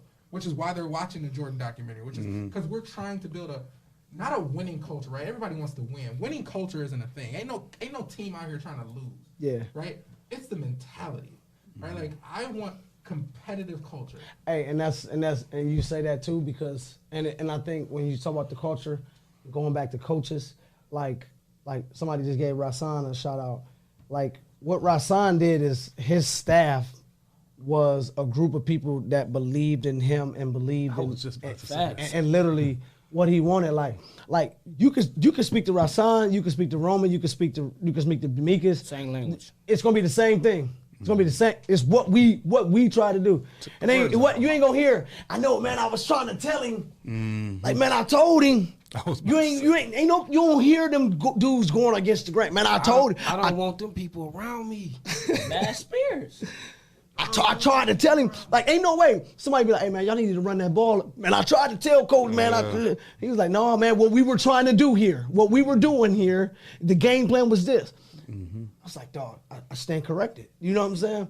Because every game plan can win a game, bro. I don't care if you tell me to kneel the ball every time we punt and just play defense. Some game plans are You know what I'm thrown out in saying? the first quarter. That's it. And you don't care if you got to play, but because depending on how the game goes. But I'm also saying, if I tell you to kneel every time we get on offense and we punt on fourth down and our defense gonna win the game, trust it, all five of you. You know what I'm saying? Like, just trust it. Don't be sitting there like, looking back in the stands like, you know what I'm saying? Looking back like, man, he tripping again. No, you coaching it like, hey, you get there, take a knee. You know what I'm saying? Do you think I grinded all summer Grind. to lose? Sacrifice all summer. Do you think I took the time away from my kids, my family, my wife, my girl, my mama, my whoever to lose? I'm glad he kept going though, because he said my wife and my girl, and I was like, what we getting into here? He got a concubine, is what he got. I'm about to take my headphones off and just go. I was about to say that boy about to put a ring out on Pac. Man, listen. the famous philosopher Young Dro said, "My girl has a girlfriend." Speaking of, I mean, you was on that last week. Wait, Agre said The famous philosopher. one band, one song. I'm Agre trying to- said one band, one song. But that's what it is. It's one band, one sound with Rasan, and Good job. Way to segue back. yeah, it's probably gonna be good. It's probably gonna be good that that happens. So Tim, or Matt, give us a till then, man. Give us a till then. What you got, man? Till then. No, it's till then to one of the biggest rivalries in sports. I mean, I'm sure everybody's pretty sad, and it was going to be a landslide anyway, but till then to the Ohio State-Michigan game. I mean, the history of that game, even though Ohio State is on an umpteen game winning streak, we ain't going to be able to see that game. I'm so glad, bro. We got another year to practice. I think it was kind of planned, though, because I think a lot of places would have been crawling with COVID for those Ohio State-Michigan parties. So I messed up my square. I think it will cut down the spread. And you know, Michigan is known for doctors, right? So medical, right? So they had to think first because Ohio State wouldn't have thought. Yeah. And it was at Ohio State. Big auto. And then another till then, we had a teaser. I mean, early, what is it, Monday, we got like George Strack posted a tweet that they was going to allow us to come. They was going to push the order back to the 18th. Till when? Till then. I mean, I got all up. I was all excited. I think we was going to be back in the gym in a week and a half. And then some people decided to sue the health department. And I've learned, I mean, if you piss off the higher-ups in certain departments, they got a lot of pride, and some people just won't give in. So let me ask you this. I mean, because you got some money to. No, I'm not saying that like I guess I am. I am loaded. But he said it right. Y'all hear all these single ladies? Single ladies back is loaded. So you lot do of have 40s. money, and you're one of the fortunate. You're one of, and I'm not talking about physical money in his pocket. That's both. Oh, well. Ladies, you have a lot of 40s. Bones said he got a lot of 40s, but 6 zeros up. he No, said he just got play. 45. He give him a tip for coming on time. But if they no, drive all themselves. seriously, your program. Your program, bro. I'm speaking about programs, basketball, coaching, sports. Your program, Matt. Listen, stay focused, man. We trying to tilt in. Excited, like I'm trying to think. Of We trying to tilt in, man. We trying to tilt in. So with that being said, your program can afford, right? Your program can afford to practice maybe in Will County or in another county. Would you have you thought about doing so, like with the likes of other schools doing that? I was talking to some refs today, and there's other schools that's in our county that's actually affording themselves to do it. And I don't know if y'all remember, but I said that this was going to be a have. COVID in sport was going to be a have versus have-nots. That's all it's coming down to. But even your inner city public school, have you thought about like just going to practice at the Tamashanner or something? Oh, I think all those other schools that's practicing other places, I mean, they their own entity and they allowed to. I mean, unfortunately, we are part of a district, and even before the order came out, we was already shut down. Right. So it's not like we don't got I don't have the free reign to go do that if I did. I mean, because TPS as a district shut us down. Right. So I can't go do that. I mean, I don't think I can. I mean, I don't got permission, or I don't know for sure. So that might be a question I ask, because now that I see there are teams out here paying to go practice places, and if we are allowed, I mean, I know you can't do nothing in any school building in Lucas County. I mean, if it's a church or something like that, or a rec, other teams are finding their own way to still practice because they still playing. Yeah. I mean, we not playing, but of course, I don't care we not playing. I still love to be practicing. Right. I mean, I just don't think, from my knowledge, as a district, we not allowed to do that. All right, but I never really got that final answer, and that might be a question I go ask. Even though I know for sure. Sharice said, "Come to Owens." How much they charge? $300 a day. $3. $300 a day. $3. $300 a day. Oh, I thought you you got to said think they $3. got to pay for sanitation and all that. You got to pay for the people who's I actually was just going saying to be that's there. basically like $3. Wow. Wow, he's stunting. Hey, listen, there you have it, man. Wait, I got a question. Go ahead, Tim. This is an important question. Have you ever had to fire a coach? Have you ever had to like let somebody go? I'm in my second. I think Tim being messy because man, you go by. You talked about the buy-in. I think I got great. I mean, believe in. I haven't had to fire a coach, but they find their way out. I've had to fire 3 coaches in my. I've never called nobody in and said you're fired. But one coach literally overread what I said at halftime. Like literally, it was like screw what he's like. Literally, physically was like forget what he talking about. I said, and he was my assistant. Yikes! Right? No believing. And he didn't even finish the game. I fired him right then and there. Like, keep going. Told the kids to go out and warm up, and I ripped him a new one. And I think that was before I started preaching too. You know what I'm saying? So you were swearing? It was a whole bunch, a lot of everything. But that was one, and I was really young and raw. At that, I would have never handled it that way, because it was kind of kids were like, dang, where'd he go? You know what I'm saying? Have you? He had a doctor's appointment. He had a doctor's appointment. My other one, thinking about it, he brought it up. My other one. My other one, I suspended the coach for the rest of the year. You suspended a coach? Commissioner. I'm a grown man. If you come and tell me I'm suspended, you might as well fire me. No, because their commitment. With pay. No, their commitment was actually. Tim did. You did yesterday? Man, we're talking this thing off. Oh boy. He brought it up, so I'm gonna have to put it back on him. But their commitment wasn't where it needed to be for them to be in charge of a team. Mm-hmm. So I didn't need any more assistants to sit on the bench. I needed assistants to actually run the team that they were in charge of. Mm-hmm. So therefore, like, listen, I want you to come back, get yourself together. You're just done for the season.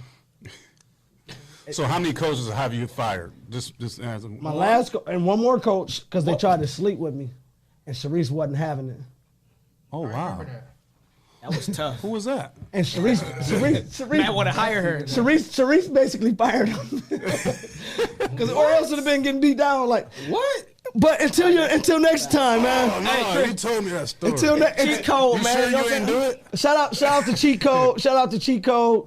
Anybody else got any local brand on? boy Cheetah, man. Stay Toxic Kings. He got on Texas Golf. Demonstration Association. Smitty's still on Donald Trump course. Oh yeah. Until then. But listen, like I say every week, man, if you ain't willing to get in the game and have these healthy dialogues, please stay on the sidelines. Until then, I'll catch you then.